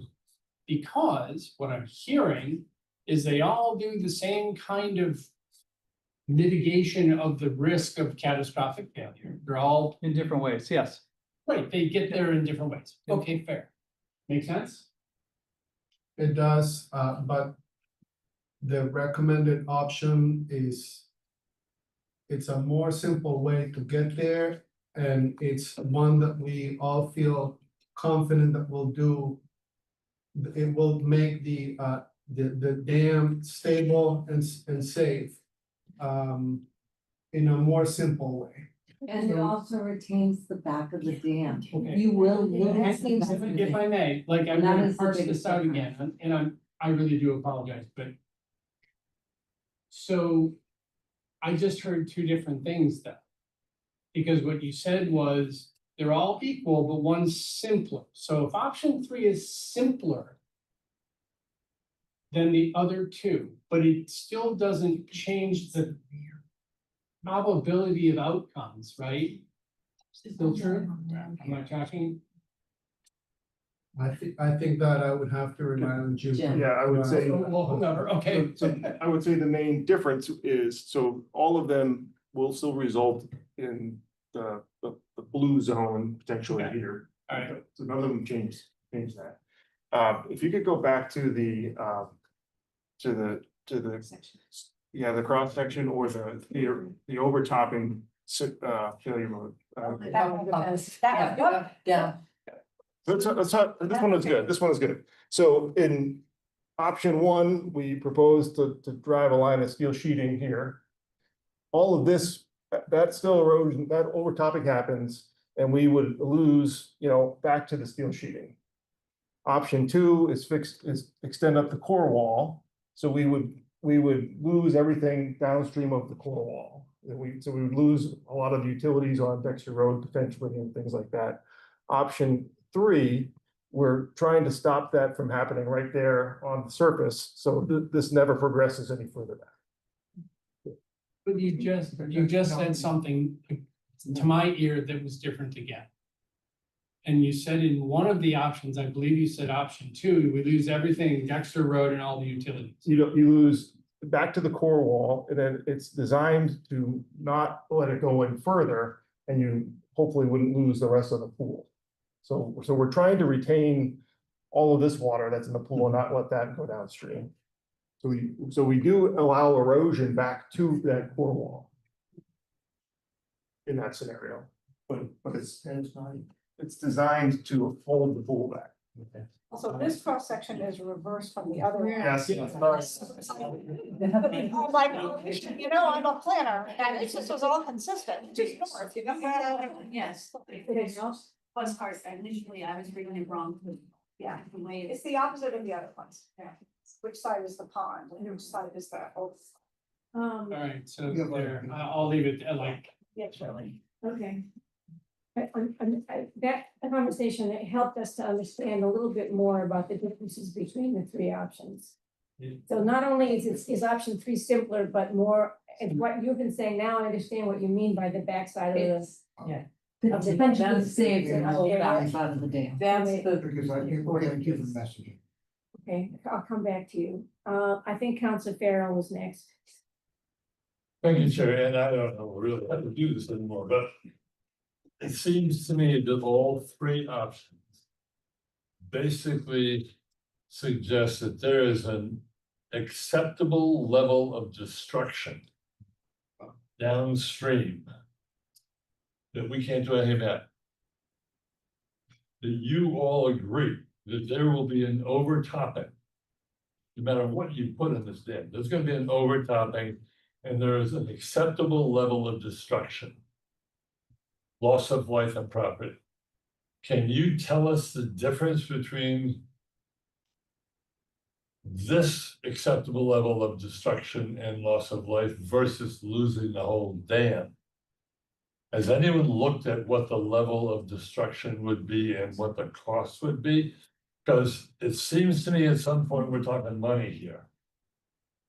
And if you're talking $100 million versus $300 million, if we're talking about $4 million for a dam, we gotta up the ante here. But the other piece is between the dam and the population, isn't there anything else we can do along tunnels and waterways and whatever to help the water that you say is gonna overtop pass less destructively even in the best of circumstances? I mean, I just hear us talking about trying to solve a problem that will limit our destruction and not solve the problem. And everybody says, oh no, there's gonna be destruction. See, yeah. And I'm here sitting going like, why? Why are we doing this? Because we're under an order from the office of. No, we're under office from the state and federal government says you gotta fix the dam. And then we don't give a damn about what happens when it overtops. Not you, the state and federal government. They're saying you gotta fix the dam. But we, state and federal government, you're gonna have massive destruction. And they all admit it right now. Is that what everybody's saying? Yeah, Counselor, I don't think the overtopping, just so we're all clear here. We have not said that an overtopping is gonna cause loss of life and catastrophic damage. I just want everyone to understand that. That is not at all. What is that blue area? then? What That is is that? street flooding. Flooding. That Is is it? street flooding. It's Only happened, street it's happened in Newtonville before, for Only various street other flooding. reasons. It's, No businesses, no. oh, high yeah, school oh, street flooding causes damage. And how much is that? Uh, You know, I know, but So, that. as opposed to a dam breaking open and a wall of water coming down into. I hope. I'm asking what is between the dam, what's between the dam and that street water that we can possibly do to minimize. Yeah.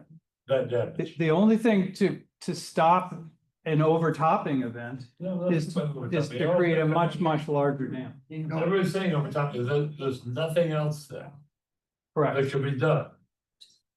To Correct. prevent the overtopping water Okay, that's all. from doing what you're saying it's gonna do. That's correct. Nothing. Yeah, other than building a much larger dam. Wait a minute. Thank you. I have to jump in here. I think Council Farrell has raised some really good issues. We have the potential to overtop regardless of which of these options we pick. We all agree on that. Remind me, is the dam ever overtopped before? Not to our knowledge. Not for knowledge, no. Before I understand. Councilor Farrell, I think, is saying, okay, we're gonna have an overtopping, we don't know how much that's going to be. Yep. And the question is, what damages are going to be downstream? The response is, we don't, you're saying it'll be limited to a very finite area. And my question is, how do we know that? Because we have no idea how much overtopping there could be and how much flooding there could be. And I think what Council Farrell's saying is, this is important, but what are we doing downstream to mitigate the potential for catastrophic flooding? Whether the dam breaches or not, what are we doing? Are we making the channel larger? Are we clearing of debris regularly? Are we making the culverts larger? What are we doing? Because that's really the issue here. The issue is not the dam safety per se. The issue is what damages are going to be downstream, whether it's an overtopping or a breach. And so that's the question. What are we doing for that? I mean, apparently we're not doing anything at the moment, but could something be done? Why, I mean, if we're focusing on the dam, what we really ought to be focusing on is mitigating the consequences of whatever happens. And we know we're gonna have something potentially, which is an overtopping. So if we could mitigate, whether it's an overtopping or a breach, and mitigate that substantially, that might change what we're doing with the dam. But I haven't heard a word yet about what we're going to do downstream. And I think Councilor Farrell hit it right on the head. What are we gonna do? Can we go back 1 second before we answer that question and say, if the trees are left on the dam, which I know we're not allowed to do, but if the trees were still on the dam, we had an overtopping, would it be a worse flooding? I guess the Office of Dam Safety is saying, yes, it would be a worse flooding. Can't keep the trees. And Because the trees can be uprooted. so it would, whichever way we go, we need to do one of these, but we may need to do something else as well, as President Laredo is saying. I mean, the focus so far has been, there is an order of conditions, a requirement from the state to meet the dam safety regulations. So that's where we started. The overtopping exists as a risk now. So we're trying to present the breach scenario, which is the really the crux of the requirement. But wouldn't it make a difference as to what we're doing downstream? Because I mean, the issue is not really in many ways the breach of the dam. It's the consequence of the breach of the dam. That's what Right. we're trying to So, mitigate. I think they've modeled exactly, to the degree that today's science can model what the depth of the water would be. We know what the street levels are. I don't think the levels of the streets are going to change anytime soon. I don't think anyone's going to be raising hundreds of homes or the high school or all of our village centers. So, I mean, like other parts of the city, many other parts of the city, we know we have potential for flooding in these kinds of events. So this isn't really that different from dozens of other locations in the city where we have, and we could do more, I agree, on terms of working with homeowners on flood mitigation. These are things that the city and, municipalities should be doing. So, but this. I think we ought to start with what should the city be doing on city property to mitigate the consequences. Yeah, we own very little other than the high school. We don't own a lot of land downstream. We do, I want you to know, do have personnel during every storm at the grate at Hull Street to ensure that it does not. No matter the storm. I just thought we heard from the Office of Dam Safety that we don't want to rely on human behavior. That's the Office. That's of Dam downstream. Safety. That This they're is talking about the within the dam, city. yeah. They only care about the dam. So We can do what we want. let me get to some other people. So just as I let President Laredo speak, Councilor Janberg, you want to speak, and then I'll get to Councilor Micklin. Yeah, I've got you all on. I do have to go soon, so if I could just chime in for a few minutes real quick, I'd appreciate it. Go ahead, Councilor Micklin. Okay, thank you very much. Yeah, so I just want to echo sort of the concerns that Councilor Farrell and Councilor Laredo were raising. If we can go back to the chart with the blue and the red of the maps of the damage. Yeah, I think it's pretty clear here that the overtopping event is catastrophic. Sure, the breach is more catastrophic, but the overtopping event, the damage it's done, how extensive it goes, the level of depths. I mean, everyone could look at the stats for themselves right here, how much water depth there is, and the difference between overtopping and breach. Of course, the breach is more, but to me, what I see is a similar order of magnitude catastrophic event. And while the Office of Dam Safety has tasked us with solving a particular problem, I'm less interested in checking a box for the state and more interested in solving a problem for our residents. And I think that's really what we should be talking about.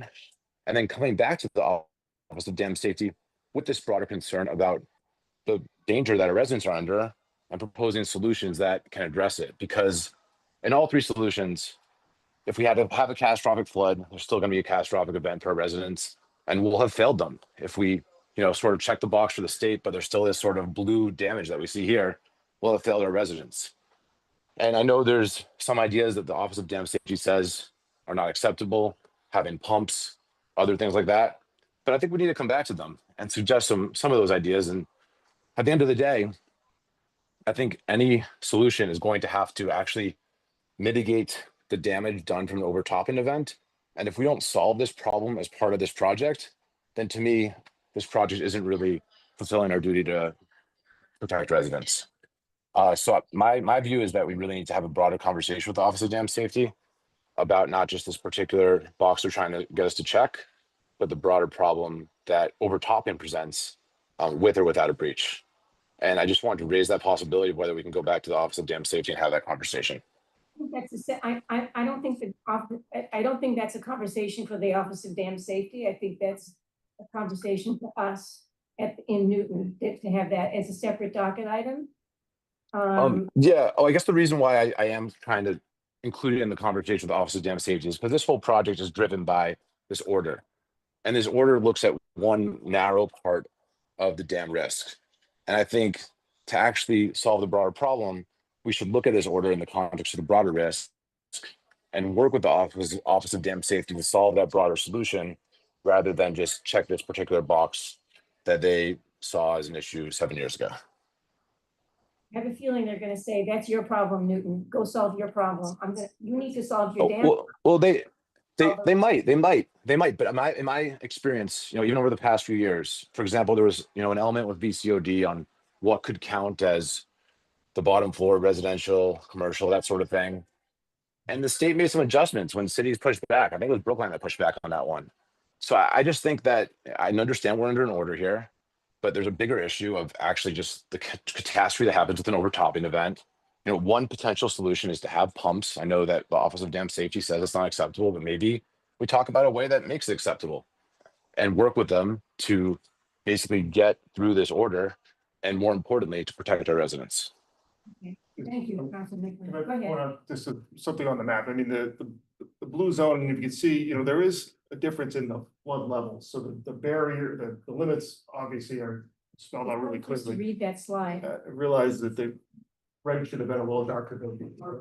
Yeah, but the blue, as you get to the closest to the dam, we're at about a foot in the blue of water standing versus 2.3 feet there, and it's in each scenario. The height of water is higher in the dam breach zone. Sure. So, not that anybody wants to be standing in a foot of water, so that's better than. Significantly more. That way it should be smidgens. Okay, Councilor Danbury, I don't want you to burst, so truth. Thank you. I just want to go up there. Would you, go to the, cross section, the last slide was up here. I feel like we're in school. Here, again. stop. My understanding of this is that the difference between 1 and 2 and 3 is that 1 and 2, you can get loss of the rear. And if that happens, the danger of the pond, of this whole thing breaching and not only the overtopping water, the overtopping water is bad enough. But if you get this entire pond emptying out into the city, that's going to be the catastrophe. The catastrophe is not necessarily what comes over the top. It's that loss of that pond. All of Bullow's Pond all at once goes down into the city. That's what happens if you lose your dam. This will at least keep the dam intact. No guarantees, but if you've got cement or concrete on this side, that's going to in all likelihood keep this side intact so that you won't have the pond dumping out into the city. That's what you need to protect against. And Councilor Mary, you're So the same thing with you. Yeah, personally. shouldn't we really be talking about the risk of keeping the existing dam versus the choices? Now, the reason we're doing this is because the existing dam is a much higher likelihood of having an incident and a breach, is that correct? The reason we're doing this is because we're under an order from the Office of Dam Safety. This wasn't something that we were looking to do.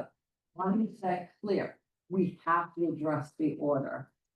Will it But make it there's safer a for reason everyone? the order. Yes. They just didn't scratch No, their they heads one did day and not. There, it's a significant risk. There's a risk of That's keeping the the dam as it Yeah. is, the Yes, earthen there is. dam. Yeah. And in an event, it's much more likely to breach and cause catastrophic damage than any of those 3 options. Yes. Am I correct? Yes. So we have nothing. to do something now. Right, so, We- and the issues that Councilor Mickley's bringing up makes me thinks about climate change, which we should have been doing 30, 40 years ago, is putting us all at more risk. But that's not, we can't deal with that. We're doing already what we can with that, this committee as well. And so we need to replace the earthen dam. That's no question in my mind. We need to do that. It was just a matter of understanding. Fixing it. We're gonna armor it. Armoring it, okay. We're Yeah, armoring it. the other thing, in Fixing- addition to, as the commissioner mentioned, is the order from dam safety. We have, our dam is considered, there's a system for rating dams in the United States. And, Like anything else. and we're in the worst category, poor. No. There's not a lot of poor condition dams left in Massachusetts, but we have one of them. Unfortunately, our one and only dam is in poor condition. So we have, if you look at the maps of Massachusetts in terms of dams, many dams are getting fixed that certainly dams that are in poor condition are under various kinds of orders to be fixed. So that's what the Office of Dam Safety does. Dams that are in poor, they're in poor condition for various reasons. We know exactly what the reasons are for our dam being in poor condition. And so that's what all of our options, the three options, are designed to solve. Both the inspection, but also the order. We also remove dams, some circumstances. Yes, absolutely. I've been involved in those projects. They're wonderful where you can do it, but not in this one. So perhaps, Larry, if you want to make a motion so that we can continue the conversation in the context of a motion. Okay, I make a motion to approve, our option, number 3, the preferred option that we've been is recommended to the committee. Okay, so, I have a few more people that are not on the, is it Counselor Lucas and Maliki, and then we can come back in committee. Is that okay? Counselor Lucas and Maliki. I think you had your hand. I did have my hand up. Yeah. Thanks. So there's just been a lot of information being said in today's meeting. I don't even know where to begin now, and I see Councilor Larry has already made the motion. Well, I've been with this for 7 years. I have the floor, excuse me. You said you didn't interrupt. I'm sorry, other people. I apologize. I just wanted to say that it's been a long time. So Councilor Larry has made the motion, but there are other things that we are not taking up at this meeting. I keep hearing about option 3. Option 3, in order for there to be an option 3, there needs to be an option 1 and 2. I don't see it on the screen at all. I keep hearing, we think option 3 is the best. I think the city's engineer said, again, but I think we, the city council, are the ones who have to make the decision, the informed decision. Why are we not seeing 1, 2, and 3? You keep talking about I think it's the core wall. Why are we not raising the core wall?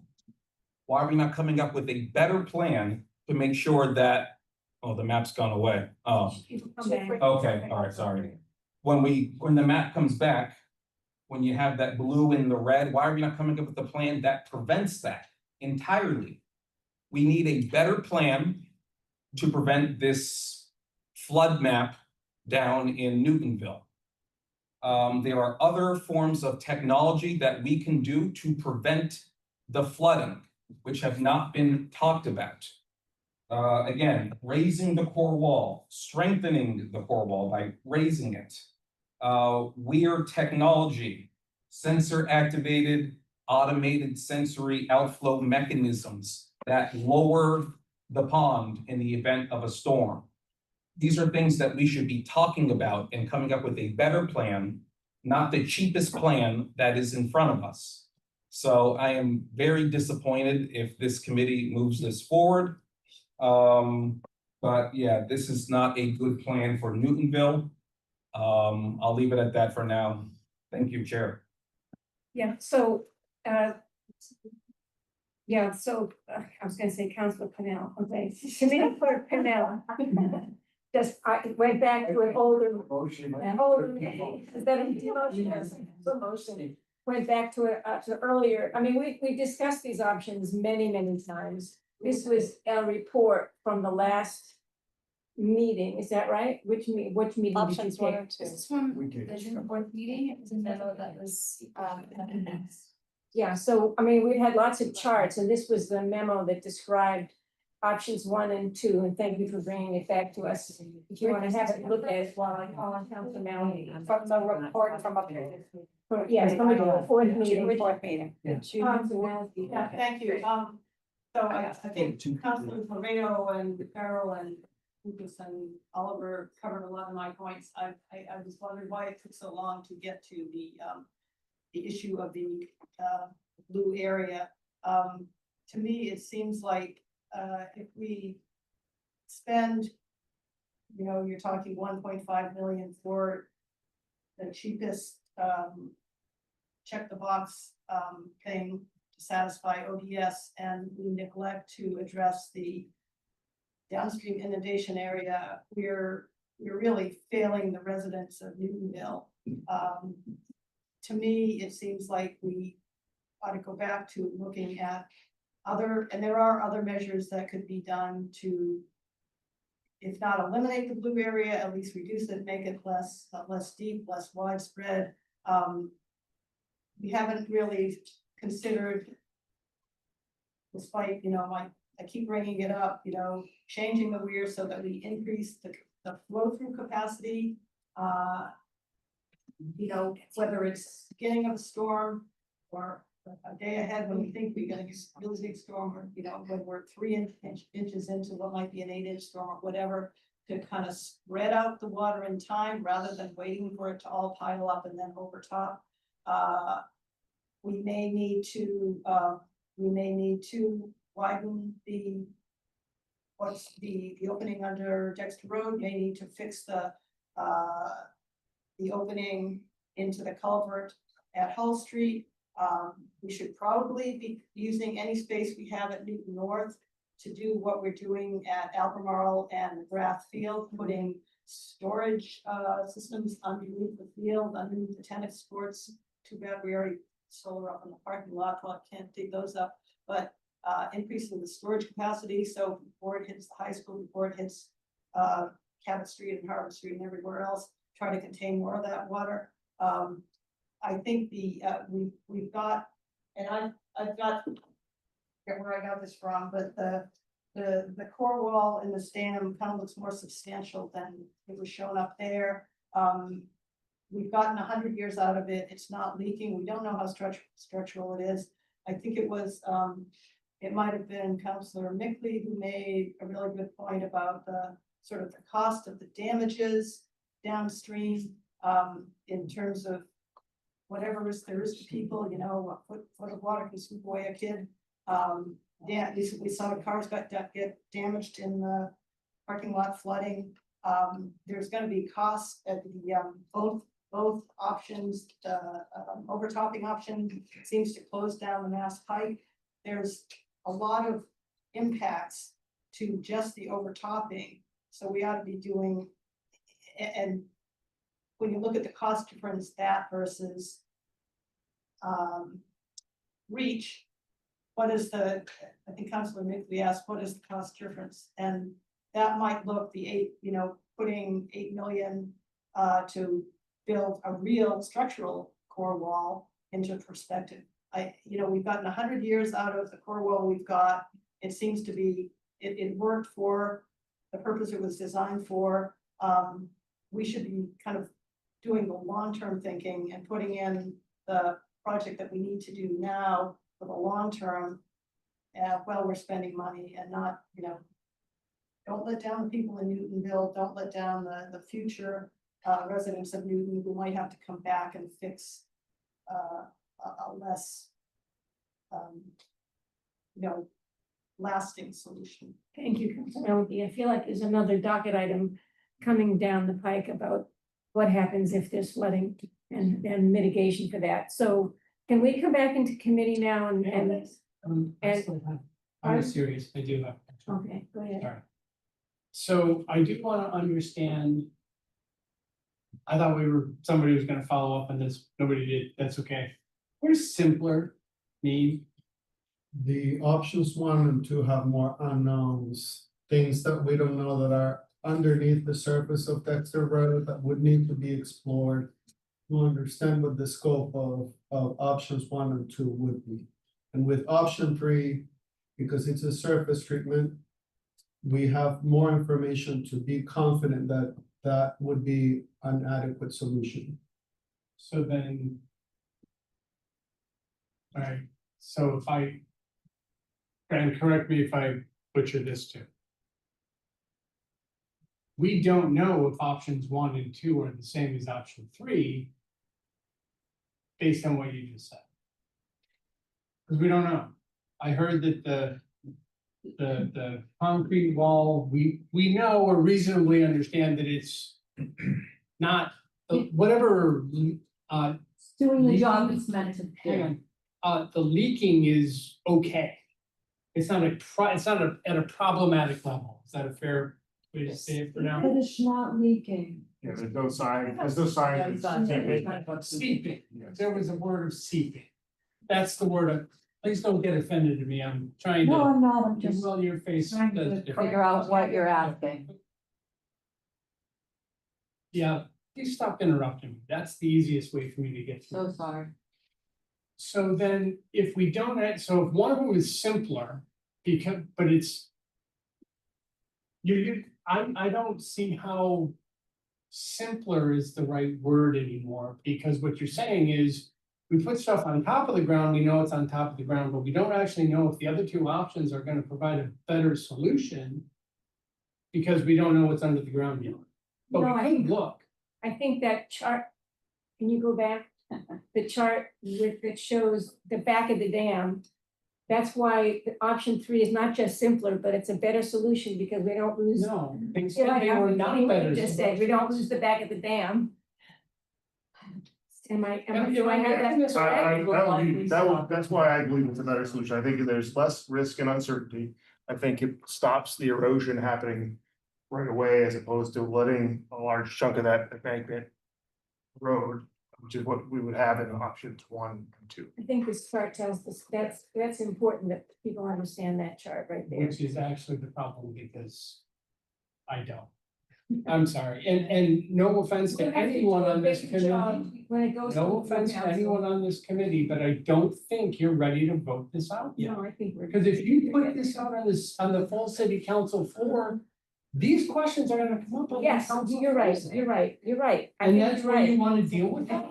And we're gonna need our experts to help us do a better job explaining it. What? No, in a memo form. It has to be in a written form that everybody can understand. So we're gonna get it right because we have to, but not given the fact that we've tried this for 7 years. No, I think I'm there. I don't know about others, but I know that I'm there. So, I just want a quick suggestion. I had suggested a while back, we have a committee of the whole discuss this in city council. And that was, I'm just saying, that may what we have to do, because Councilor Oliver is absolutely right. We voted out, and I don't even think it'll be, it may be a split vote. And it goes to the council, we'll be right back at square one. Look, I've been patient. okay, Council Bayless, he's been waiting, yeah. Yes, I understand you wanna move this. I don't think it's ready. I just don't. What do you think needs? What are you I asking for? think either a committee of the whole, I do think that's a good idea on this. This is, when we have these complex issues, we have to bring along more of the counselors. And that includes then bringing along the constituents. And there's so many questions and so much uncertainty about the understanding of terminology. I don't think it'll be a good meeting. I don't think it'll pass, and I don't think we want to do that. I think it's even gonna pass the state. Can I Just, President, I want to understand something. I understand the issue of uncertainty and risk, and I get that. What would it cost to figure out what that risk is? I think we know the $8 million for the core wall. No. The question was, we don't know if the core wall is solid, we don't know this, we don't know that. What would it cost to assess that risk? 50,000, 100,000, 200,000? What would it cost? Just off the top of my head, the core wall is buried pretty deep in the middle of the road. We'd have to excavate down to it, which would be a pretty significant excavation. And at that point, we'd see a small piece of it. We have 300 feet of it, so we ultimately won't know how it all is looking until we get a more sizable. Well, I thought that was regarding the core wall situation, but the first option was somewhat different. And there, I think our engineer said, we just don't know what certain things are gonna cost. So I'm trying to understand what it would take to get that level of certainty. Core wall was one, and the steel sheet pile option was the condition of the bedrock along an alignment of where the sheet. What would that cost to figure out? Additional borings, probably in the same couple $100,000 order of magnitude. And I think we have a risk, and I don't know how to resolve this risk. Because dam safety, from my discussions with them, they were open to the idea if we could demonstrate it, but we have to do the work, put it in front of them, and there's a risk they say we don't agree. So they don't agree. I mean, I guess, Counselor Chair Albright, I understand that we want to rely on experts. I respect expertise. It's important to respect expertise. At the same point in time, I don't want to essentially a bureaucratic agency dictating what we do over a complicated problem. I mean, the fact that maybe they agree with us or maybe they don't agree with us, okay, fine, we'll take that risk. But I mean, we're being asked to make decisions. And the argument is, well, we don't know about the other possibilities. And so one way of alleviating that is looking at the other possibilities, maybe spending some more money, borrow some more money. Can I ask, why do you like the other two options? I don't know which is better, Counselor Albright. But we know that option 3 works and, but we know that all 3 of the options work. We know that all 3 work. But the other 2 are far more expensive and you like them better, but why? Why? Additional full wallet, so it's not part of the integrity of the dam. We depend on that poor wall for seepage issues, and yet here we are with a 100-year-old dam, and we're not even looking at it. But they counteract, they don't depend on the seepage of the concrete wall anymore by adding the seepage to the downside of the slope. You're not counting on the seepage to be prevented by the concrete So wall. now that cement, concrete becomes. It just sits there, it's abandoned essentially. Essentially, it's It's abandoned. a second level protection. Yeah, okay. The concrete wall is what protects. I'm sorry, I'm not following that. So, Maybe I'm not smart. I just think we need more time. There's a lot of, somebody said there's a lot that's gone on here. Yeah, I thought we were. yes, No, you're a committee. yes. Counselor Tell Getz, the counselor, talk. Counselor Getz, you're next, and then Counselor Kelly, did you have your hand up? Yeah, I totally appreciate the conversation we've had, tonight. I sort of feel as if this erosion on the backside is, now I'm sort of, visualizing modeling and I'm sort of thinking about, okay, what's the probability of this holding? How long is that gonna hold? And then as it's like I'm sort of seeing something like when we do the traffic modeling, you sort of see the amount of water, the flowing, and then you sort of know that boom, that's going. And then the next piece was then you're gonna hit the 2 walls and you're gonna sort of like be in a position where you're actually going to then get a, blowout of the dam. Just in terms of those 2, reinforcing structures that you have. So I am completely with President Laredo wanting to have an interpretation and understanding of where that 100-year-old wall is today. And I actually think this problem needs to be resolved upstream and downstream. So we don't even get to the moment of it breaching. I really think that we have enough technology available to us to be able to implement so we don't get into a catastrophic event. And I just sort of, maybe that's being too idealistic, but I think it's possible. From my opinion, if the core wall, we investigated it and found it was deficient, I would still like option 3.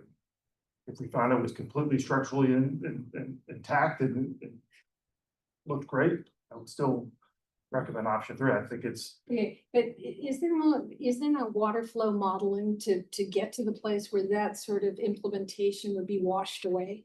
I mean, I can't imagine that has any rigidity or strength. Block solution. Yeah. Option 3. And look at the photograph of the concrete. Yeah, I just don't think of it as being really as There's a slide that I it's think would be a helpful. superficial Yeah. solution, but I don't see it as a integrity of, sustaining that amount of water, Sure. Yeah,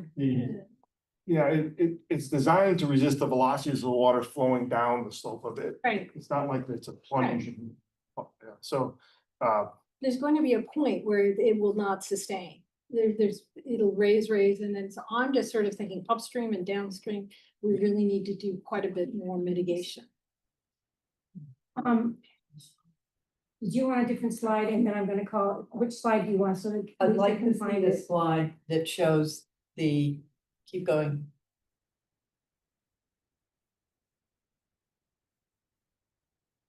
That one. Can- On the left. But can I call on Council Kelly first and we can Yeah, come back to yeah. that? I'm sorry, Council. No, it's fine. We've gone around and around and we keep rehashing the same pieces of information, which tell me that it's hard to comprehend and to keep it. And I'm thinking very much about Counselor Oliver and Counselor Kalis's points, but like, I'm worried about how to try and explain this to a constituent or the other council members at this point. In which case, I'm going to abstain tonight because I too don't think we're ready to be able to do this. There's a lot of, I think I finally understand it and I understand the advantages of 3. I understand the concern about the downstream. And one of the risks we haven't talked about that I keep thinking about is the risk of all of the lawsuits that the residents in that downstream may file against the city. And how much is that going to be? And is there a way to not have that happen? If, for instance, we don't take action that can help prevent this, and there's some flooding that, whether it's catastrophic, as Councilor Farrell fears, or just terrible, that's another risk in terms of dollars and safety that we have to think about. I don't feel like we're ready. I'm not ready to be able to explain this clearly to other people, how we reached our decision tonight and why they should vote for it. I think it's too complicated and not concise enough yet to be able to convince other people of how we reach a decision tonight. So I'm going to abstain. Council Leary, and then I have a proposal. Okay, well, I'm rethinking my motion to approve because it's clear that at least 3 members of our committee, is it maybe 4? Will either abstain or vote no. So, no, we're not ready. So I'm gonna propose a motion to hold instead. Okay, so here's, it's taken many, many meetings, from my understanding, to get to where it is now. I think I could help you write something to the council which would explain, given all the questions that Lisa can tell us what they were, for you to write a memo to the council which really explains this better. And if you can manage to write it so that we can understand it, then I think the council can understand it. So if I could ask you to work with me on that. Happy to do that, but I do have one request. Would you please submit your questions that come up after the meeting that you think of to us so that we can be properly prepared? That's fine, that's fine. Can I make a suggestion? Yes. Right. The other counselors may have If questions it's as well. going to be held, and we're gonna take it up again, fine. I do think depending on how that meeting goes, if it's the same level of discord and confusion, I think we do need to have a committee of the whole so that we can have a free exchange of ideas with the benefit of staff in the room and our consultants to answer questions. Otherwise, I do not want a free for all that. I'm fine with that, but we have to, I think I can help them write a document to us that will. We need to do a committee of the whole first. I don't wanna go through this again in committee. I'm not gonna do that. I'm already ready to walk out of the room now. By law, I understand. It's been 7 years. You can hear from the other counselors, and many of these counselors attended past meetings. Yes, They're asking questions that are covered, yes. and that I do think the committee of We the need- whole is first. But we need the right information to put. It's in pieces, like Lisa had to go back to the last memo to go back and see what options 1 and 2. It needs to be written so that it's all together. And in Starting one, back earlier, like some of Councilor Lucas's, like he didn't know there were 9 options. Right. That have already been discussed, and then down to 2, and he participated more than the other people who haven't That's right. participated at all. That's right. So Council Leary has made a motion to hold. And if it's okay with you to work with me and others perhaps to get a document that we can find a date for a committee of the whole. Can I suggest that the leader, if that's okay, leadership talk to the staff and the consultant. After you've done that, the leadership decide whether you think it's better off to be back in this committee or just committee of the whole. Whatever your preference is fine with me. And I'll work with the 2 of you to schedule, Council Kalis and I will do you to schedule that. That sounds fine. And I would say in the first half is, Yes, okay, so this doesn't get dragged out forever. right. I'm afraid of rainstorms that are in our future, so. Well, I know my son got caught in that Braintree mess last week. It was not good. I would add, just, as I said, I really want to hear more about the downstream effects. Okay, that's important. Absolutely. Thank you. Okay, so motion to hold. And all those in favor say aye. Aye. Opposed, abstentions. So we have a bunch of items. I'm gonna propose that we not do the sidewalk items. Oh, Sorry. okay, what can we?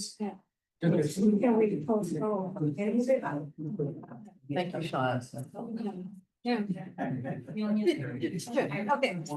Okay. Are you still there? Yes, you are. Is that tonight? Let's see, I go. Yeah, I did. Thank you. Okay. No, sidewalks are Let's do next. that. Let's do that. Counselor, Okay, just, are you not holding the sidewalks? we're going, so we have just one gentleman here who would like to tell us about his relationship to the sidewalk item. So why don't I open those items, since he's here, give him a chance to speak. Let me just enter into the record first. And then we can hold the items if that's okay with everybody. Okay. Just read them into the record and then you'll introduce yourself and we'll go from there. So this is 130-25. Councilors Albright and Leary requesting amendment to chapters 29, sections 157 through 166 of the revised ordinances to allow DPW's engineering division to waive the new sidewalk requirement in cases of 50% renovations, where the renovations are substantially related to improving energy sustainability of the home or otherwise complying with newer state and local building code standards with a 5-year clawback provision in the case of property sold. The other one is 131-25, Councilor Albright requesting discussion regarding chapter 29, sections 157 to 166 of the revised ordinances. Requirement to install sidewalk renovations exceed 50% of the house costs. The discussion should include a comparison of the costs and benefits for residents given the cost of $25,000 to $50,000 for sidewalk installation and possible amendments to chapter 29. Thank you. Can I walk with you? Yeah. Okay. Sure. Let's give us your name and address. Sure. Stephen Lee, 99 Wallace Street. Good evening, councilors. My name is Stephen Lee, homeowner of 99 Wallace Street. I was born and raised in Newton. I had a wonderful experience growing up here. After getting married, my wife and I decided Newton was the best place to start a family. We purchased our current home in 2011. We're now raising our 2 young boys. As our family has continued to grow, our desire to have more space also grew. Due to low affordable inventory in Newton, we decided to stay at our current home and expand at the back of our house. We started our home addition project in the summer of 2024 and substantially completed the work this past spring. As we were getting ready to close a permit, we were shocked to learn that we had triggered an ordinance called Ordinance B42, Sewer, Water, and Sidewalk Curb Replacement. As it currently reads, this ordinance requires all major building construction and renovations that exceed a certain size to install new water and sewer lines, as well as replace the city's sidewalk and curbs above these lines at the homeowner's expense. This ordinance allows for exemption from replacing the water and sewer lines if they're determined to be in satisfactory condition. We received this exemption from the city due to satisfactory condition of our current water lines. Recording in progress. We requested an exemption from needing to replace the city's sidewalk and curbs. We were shocked that we were denied this appeal, even though we never touched or damaged the sidewalk, and despite the sidewalk being in excellent condition with absolutely no cracks. In fact, the city had already replaced all the sidewalks and curbs on our street within the past several years after we moved into the home. I want to be clear, I am supportive of what Ordinance B42 is intending to do. If someone does a major construction or a home rebuild that requires mandatory water and sewer work and or damages the city sidewalks and curbs, they should be held accountable and be required to replace it. In my situation, neither of these cases apply. None of these cases apply. I believe B42 is not being adjudicated in the spirit of its original intent. Situations like mine should never have triggered B42. If new water and sewer lines are not required to be replaced, and no sidewalk has been touched, B42 should not be triggered to court the mandatory mandatory city sidewalk and curb replacement, especially if the existing ones are in excellent condition and pose no hazard. This is a tremendous financial burden at the homeowner's expense. Replacing sidewalk and curb to a granite standard is incredibly expensive. In my situation, it would cost close to $20,000, as quoted by independent contractors. Even now, I cannot close my existing building permit as I'm caught in limbo, as the city of Newton will not issue a certificate of occupancy due to triggering a B42, and my permit is forced to stay open. We've also observed that the city itself does not follow its own requirements. For example, the curbs installed on Meadowbrook Road in 2024 are made of asphalt. Newly installed curbs at Countryside School in 2025 are made of concrete, and many streets in Newton do not have sidewalks or curbs at all. There's a ton of inconsistency, and residents like me are unfairly penalized. This is not right nor fair. This cannot be the intent. I respectfully request that you take this issue seriously, as I'm sure I'm not the only resident that's impacted. I request that you add reasonable exemption language to B42, so mandatory sidewalk replacement does not kick in for situations like mine. Thank you for your consideration. Please help make this right. Could you send us pictures of your sidewalks? Absolutely. I sent it to the city engineers, Alfredo Vargas, and all those guys. Unfortunately, just left. There's no damage. I even had the inspector come by. There's only one part of the sidewalk that's slightly uplifted, and it's because of a tree. So in order to flatten it, you would actually have to kill the tree and cut down the roots. It just doesn't make any sense to me. I'd be happy to send another inspector out and take a look. If there is no damage to your sidewalk, we would waive the Yeah. requirement, so. And I wrote the letter of appeal and it was You did, rejected. and it was rejected. Yeah, this is So why it's so let's check frustrating on to me. that. Yeah, I'm surprised if there was no damage and the sidewalks are new, yeah. it should be. Yeah, the waived. city, Are they asphalt sidewalk? it is concrete. It's a concrete Yeah, it's sidewalk. concrete. So let me look into this, The one piece of asphalt is because there was a tree Mhm. that died. We. Yeah, and that was okay. Yeah, we understand those, yeah. Yeah. Yeah, just so there are a few other people that are here that are listening in because they have that same experience, so. And I docketed the item because of all of the constituents that I've been working with over the last two years or so.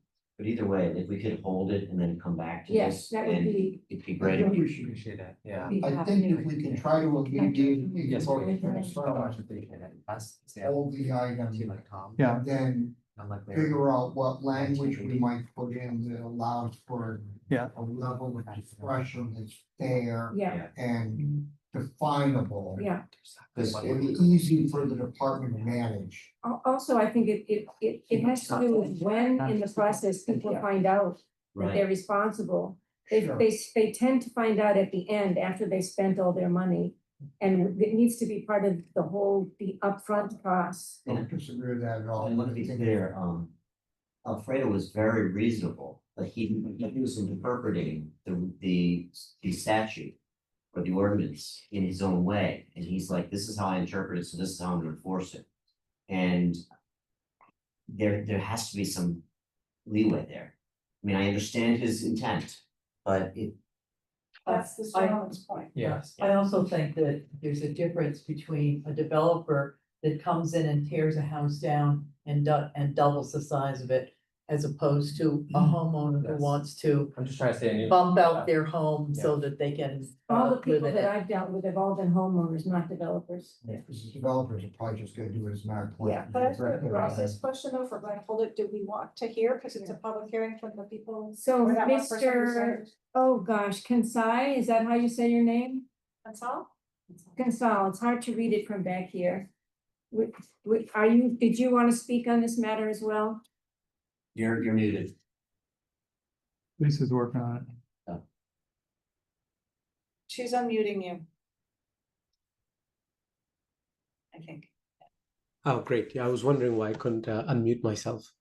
Hello, everybody. This is Mohit Kansal. I'm a resident of Newton Upper Falls, and verbatim, my issue is exactly the same as the gentleman who just spoke, so I won't repeat all of that information. I'll share a few details. So I bought a new place for our family on 331 Elliott Street in Newton Upper Falls. That place had not been lived in for what I've been told 20+ years, not livable and not in safe conditions either, which is why we were able to make the purchase at what I thought was a reasonable price. To get all the, I'm just reading through my notes. First, to get any work started or any work done, I had to use an architect to design the whole thing, go to the Newton Upper Falls Commission, and who are very strict in terms of what you can or cannot do with a place. Took a while. We spent all that time and money to get the approvals. And then the idea was to first clean up the place because it was hazardous and everything inside had to be taken apart. I have pictures if you want to see them. And when my general contractor, who is, I know, also dialed into this call, he was doing that work and applied for a permit. And at some point, something called B42 got triggered, which I did not know what it was at the time, but now I have some idea of what it is, requiring us to get inspections for the sewer line, water line, and the sidewalk. And we never touched the sidewalk or any of that. And at this point, even to get the inspections done, I understand I have to get bonded with a city. And given that nobody has lived there for a while and no changes have been made, I don't believe any of the things there fall under the exemptions as defined today under B42. And it will lead to an expense which is 3 times of what I thought it was going to be for cleaning up the place. And now the permit stays open. I cannot close it and I feel stuck. And I just happened to find the number of Councilor Callis, and I understood that this meeting was happening as of 4 days ago. And I am here to ask for the same exceptions or some reasonable set of exceptions that can be made in situations such as this. So if you're interested, I can show you pictures of what the place looked like. And in my mind, I thought it was good for the city that we are making a place habitable, fixing it livable as residents. But the rules and everything are making it incredibly hard to follow through with the project, and I feel stuck at this point. No, I'll just send somebody out. You have the address? Okay. The commissioner, Yeah, 31 out. the commissioner of DPW is here and listening to this, and she said we would have someone come out and look at it again. But if you could send pictures to our committee clerk, Lisa Pennell, Pennel. Who else? Let me just, if you don't mind, write that down. Pennell, LPENNEL at newtonma.gov. You can send her the pictures. And if you could send her the picture. Yeah. And if you don't mind, sorry, can I ask you to repeat it one more time? I just want to make sure I didn't get it wrong. So Lisa just wrote it down. Can you see it? Let's see if I can see a chat here. The top of the list under participants. Well, I can give it to you tomorrow, Mohit. Oh, I found it. Yes, I just see it. Thank you so much. Pennell at newtonma.gov. I will do that. I appreciate it. Thank you. It's also Keep your address for us. 331 Elliott Street. 331 Elliott Street, Newton Upper Falls. And this is, yeah, I can actually, if you see it, hopefully you can see this is what it looked like at the beginning, and then there's pictures of the interiors and all that. This hasn't been lived in for 20 years or some amount of time. And maybe you could see if there's any other addresses we should look at. Are there anybody else? Yeah, we don't need to hear the whole thing. I have one more address, Do you? another resident. Yeah, let's, I have another one in Lakeside. okay, no, I'm serious. People should give us the addresses and, Please. yeah. Yeah, you don't need to talk. Please. What? No, it's yours. When you let one speak, it's. Yeah. Exactly. So, we will, I'm not sure when we'll take this item up again, but we will take it up soon and, yeah, thank you. So, Council President Moreno was moved to hold both of these items. All those in favor say aye. Aye. Anybody opposed or abstentions? So thank you very much for Thank you so coming. much, I by. appreciate You got it. to listen to Thank such an you, it was a interesting. very engaging conversation. It's so polite. You ever thought you? Yes, I listen to DMs, you can listen to me for free. Thank you so much. What ward are you in? We might need new, you know. I'm on the. What word am I on? I'm like countryside. All right, forget it then. Yes. No. Thank you so much. Thank you. Thank you. Thank you. Okay, we have our poor gentleman from AT&T is waiting very patiently. Can we do stormwater? Yes. One more item. before we get to your item. One more before? One more. It'll step up to one second. Okay, 165-25, Ron Lemire requesting authorization to appropriate from the sum of $2,453,904.27 from various I&I mitigation accounts to supplement funding for the capital improvement plan inflow and I&I projects. This has already been approved by finance. It has been. So this Yeah, I know. is a request, obviously, to use the I&I mitigation fund that has accumulated over a number of years from a number of different projects. We'll use this funding, obviously, to continue with our I&I capital improvement plan.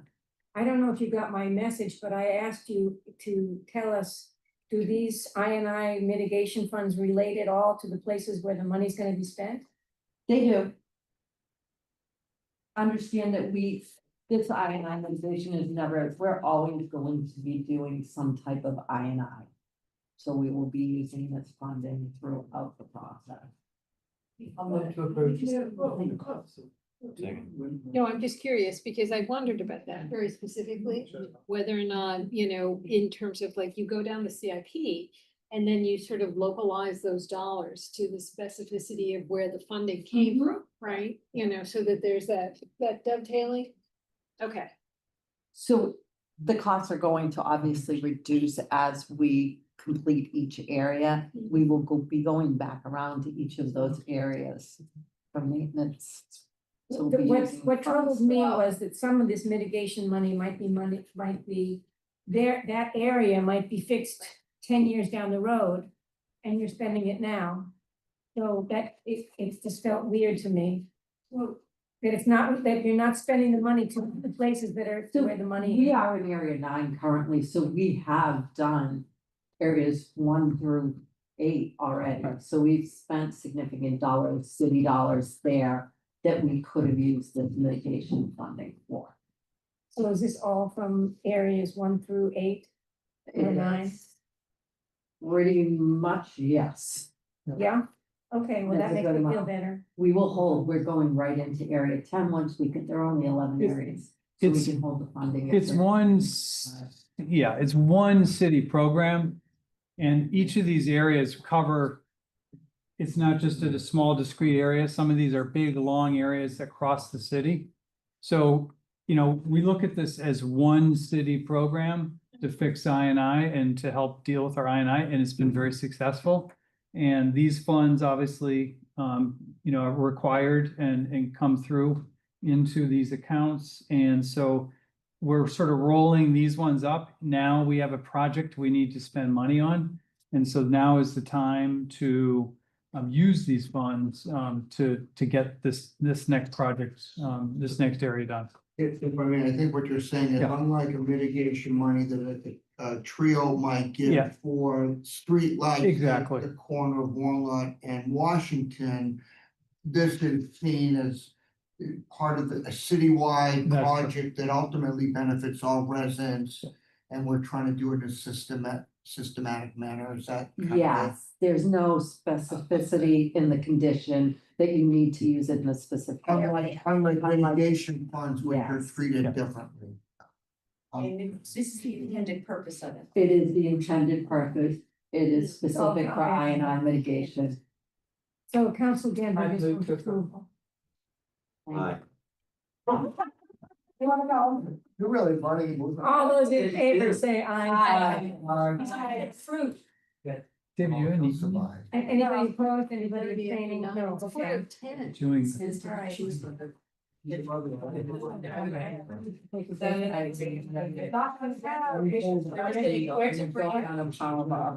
Yeah. Yes, because with the gentleman from AT&T, he's waited very patiently.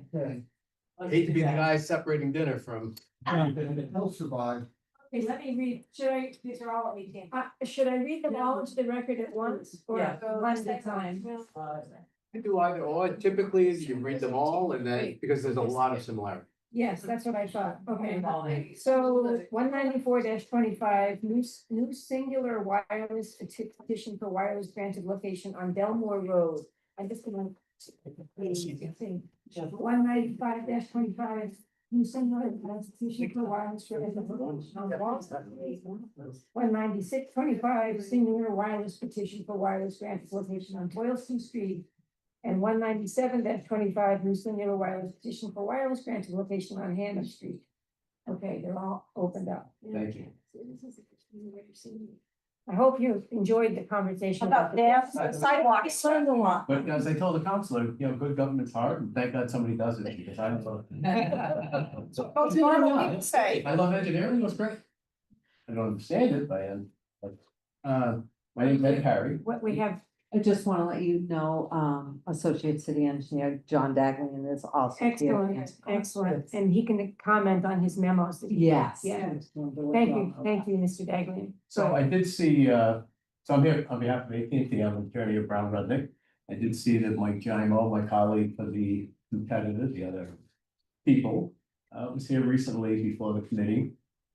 We're basically kind of doing the same thing, so we're using utility poles. I think we're using 2 existing poles. We put a small canister antenna at the top that's 2 feet long, 16 inches in diameter, with the exception of the one on Hammond Street. We're using two square antennas. It looks the same in the picture because they're mounted together. So it kind of looks like it's a cylinder, but they're not. They're actually 2 separate antennas. So we are going to replace a couple of poles. I think the engineer, DPW engineering, suggested we replace the Hammond Street pole, which we are going to do. Eversource is requiring us to do that one. Part of the reason is to provide additional capacity, additional coverage for AT&T. There's also the site directly across from the site on Delmore. There's a rooftop facility there that AT&T operates. It's a small building. I think it's only maybe 2 stories, maybe 3 stories. You see, it's kind of got some fake brick around the antenna screening it. That site eventually is going to go away. So we want to get ahead of it, be ready, and we can use these small cell facilities to fill in those anticipated gaps. So you'll see in my correspondence, there's a lot of mention about decommissioning the site at 950 Boylston. We provided coverage maps. We need the coverage. People love the service. People want high speed everything. It's a big drain on the network. We think we picked the right poles in the areas, the ones that are available. We do go through an exhaustive search. I sent alternative site analysis on each of them with a big radius circle. I know from some other questions, typically the coverage is about a 1/4 mile. Depends on trees, foliage, buildings, topography, but that's kind of it, 1/4 to 1/3 of a mile. And what we're trying to do is build as much capacity and coverage as we can. Obviously, 3 of them are in very, busy areas. The other has an Amtrak, MBTA station, train tracks right along it, on Hammond. So, I'd be happy to answer any questions in particular. I did see the write-ups from the engineering. I think the only one that we have any issue with is there was a preference that we replace the pole on Delmore. Eversource doesn't require it. It has structural capacity. It's an added cost to AT&T, but we understand recommendations. If we prefer to stay with our plan, we did change out the Hammond one. Poles are expensive. They take time if you have to replace them. They do, shift a bit, but otherwise we had no issue with any of the comments made. there was one about a stub that is a pole, there's also a stub. I forget which one it is and I didn't bring my notes. Mr. Daglian, do you remember that one? That's the one on Boylston Street where the old pole is still latched onto the new pole. So what I would suggest is that if we were inclined to approve it, we make a condition of approval that the stub be removed. It's not something that we do. We don't own the pole, we don't touch the pole, we just put our equipment on it like anybody else. But if you put a condition in the approval, then we have some leverage with Eversource to say, this is part of the approval. We get approvals all the time on double poles. This one was a little bit different because I did see it's a stub pole. I went on Google Earth, I see this little piece of it left. So I'd suggest, a condition that, I know you don't want double poles, nobody wants double poles. And to remove the stub pole, if you make it a condition, then it's a condition that we will pass along to them, and they should do it as part of their make ready work. So Mr. Daglian, are you okay with everything that was just spoken about? Well, the exception with Delmore Road, their analysis was based on a photograph taken from the internet. I visited this site, and when you go and look at the pole, and on my memo on page 2 or 3, it shows a close-up of the base of the pole. There's a lot of stress cracks on that pole. Our recommendation for the safety and the longevity of that service would be to replace that pole. So we would have to add a condition about that as well. And then they have to remove the pole. Yeah. Sure. Replace it. Yeah. And remove But it. Eversource would at the recommendation of the country order and what you suggest, AT&T will not be replacing that pool. We don't do anything with the pole, but you are, as I said, the way to deal with that is to make the condition of our approval. So it's Counselor clear. Bamber. Okay, thank you very much for the information. I would go along with Mr. Daglian's recommendation that if we've got problem with the pole, especially if there's a crack, that we make a condition that we replace that pole.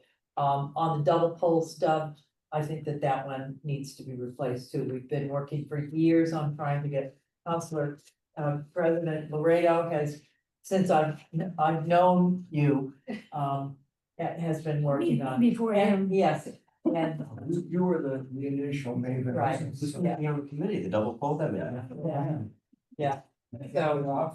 So let's do that. My question is, I don't see anything about any addition of wireless in the area that of Ward 6 that is crying out for it's Wards 5 and 6 that's crying out for coverage. And that is along Beacon Street near Cold Spring Park. And if we can make a suggestion to AT&T Absolutely. that they please come back to us with a request, I would gladly move approval on that one. Is that the one where you were suggesting that the Zervis school could be replaced? Yes. So I saw that, I watched that. Zervis School would be a perfect location. I have a little map here for Zervis. Look up for Ward Yeah. 3 north side, because my name's Yeah. So I have that location. There was also mentioned somebody is in Ward 3, and also, High School North, is that? yes, the- yeah, Lowell Avenue. In South. Newton South, I think there's something in the works there. Yeah. Okay. Yeah, But that's I will go bad. back. It's bad coverage down here. Here's no cell phones in this. Some of the calls you drop. Did you, Right, it's did you say Zervis? Did you already Yes, we cover did, this? we did, we What's that? got that. Zervis? Yeah. Yes. Yeah, Beethoven and. Yeah, yeah, Beethoven Street. And countryside on And that. the area near South High School. Take it all down. Yeah. That side of us too. I have AT&T. Please come back. AT&T works. Don't work at my house. Really? Exactly, would you help us write these conditions? I'm sorry?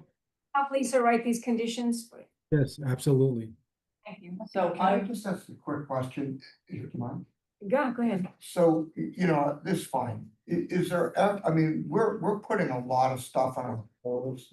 And there is a concern that, visually, this is not the most attractive thing in the world. Is there any way we can either camouflage the equipment? Or is the equipment in the future gonna be smaller, so it takes less space? Just a 30-second answer. Sure. How big is this wireless facility? Well, the equipment box, Yeah. is 4 feet long, 2 feet wide. Yeah. The antenna is 2 What feet inches do you got? tall, 16 inches in diameter. So you can do stealth kind of poles, but they don't work with, we have wooden poles, so like you can do decorative lights, like if you drive around Boston, you'll probably start seeing these things. Just because you'll notice them, they're all over, they're everywhere. But they'll, replace a light pole, it's got a bigger base, obviously, we have to put equipment in. The difficulty is that the wires, if you're not undergrounded, then your wires are interfering with our signal, we have to get up above it. And those lights just don't look like, ornamental streetlights when you're up at 50 feet. They're small cells as compared to, giant macro. You don't have a lot of macro sites here. I mean, I've been in Newton probably for 26 years trying to do this. Historically, it's just been a difficult community to find place. Nobody wants the towers, nobody wants them on the rooftop, There was a mention about putting your schools in play, you're asking the schools. Well, they do work at schools, but I don't Just think. don't wanna see it or visualize. Everybody loves the coverage, they hate the info. I'm fine, that's helpful, thank you. I'm happy to move approval with conditions. Yeah, Okay, so Counselor Getz. yeah, there's only one that I'm looking at the image, for the Boylston, the 1185. And it looks like on the top of the pole in the schematic, there's like almost like a cone. It looks like I see, this yellow piece right here. You see? that's the antenna. How big is that? That's 24 inches tall, 16 inches diameter. Okay, so that's, in terms of the rest of them, that one seemed to be the only one that was top mounted. The other ones were, did you? No, there's one side mounted, there's two top mounted, one side mounted, and then Hammond has the two square antennas, but those are top mounted. They're all top mounted. Okay, Can I just point out? yeah, So this is the equipment cabinet I was talking about. yep, So it kind of looks like one of those, like cable TV attaches to it, and some of the poles, they have those green boxes. It's something similar to that. right, but. Right, and our radios are inside that. But as Counselor or President Loretta was suggesting, you start to clutter the pole, you start to get, like, there's 3 pieces that are going on this pole. Yeah. And that's excluding all the wires, and it starts to, Frankly, if you start looking at these, you'll see we're smaller than a transformer, and you've got those. oh, I have one. You've got those. I have everywhere. one. So the antenna is actually, right, you get, 3 feet, Yeah. 4 feet, Yeah. big gray boxes. Oh, yeah, they're megas. It just so there's no safety or health concerns. I saw a physicist weighed in on one of these reports. So I Yeah. provided FCC reports for each of the, and we have our, emissions expert here, Don Hayes, he's with me. He provided the report, we're all well below the standard. They're on low power, they're not like a big boomer, Right. 9 antennas on a big tower. And they're 30 feet away from anybody. Okay, I have to open the public hearing on all these items. So all of those items that I read into the record, I'm opening the public hearing. Is there anybody here that wants to speak on these items? Move to close the public hearing. Okay, all those in favor of closing the public hearing, say aye. Opposed, abstentions, okay. One thing we could also do is for the Delmore one. Yes, Replace existing utility pole, replacement utility pole, that one sense. yes, so there will be a condition on Delmore and a condition on Boylston that have to do with replacement of the pole and getting rid of the stub. And Mr. Dagley will help you write the conditions. Does that sound good? Sure. Okay. So Lisa and Mr. Dagley will get together and write. And Counselor Danberg has moved approval. Move approval with conditions. All those in favor say aye. Aye. Opposed, abstentions? Okay. Thank you all very much, I appreciate the damage. Not a problem. This was a long meeting. Good night. Okay. Recording stopped.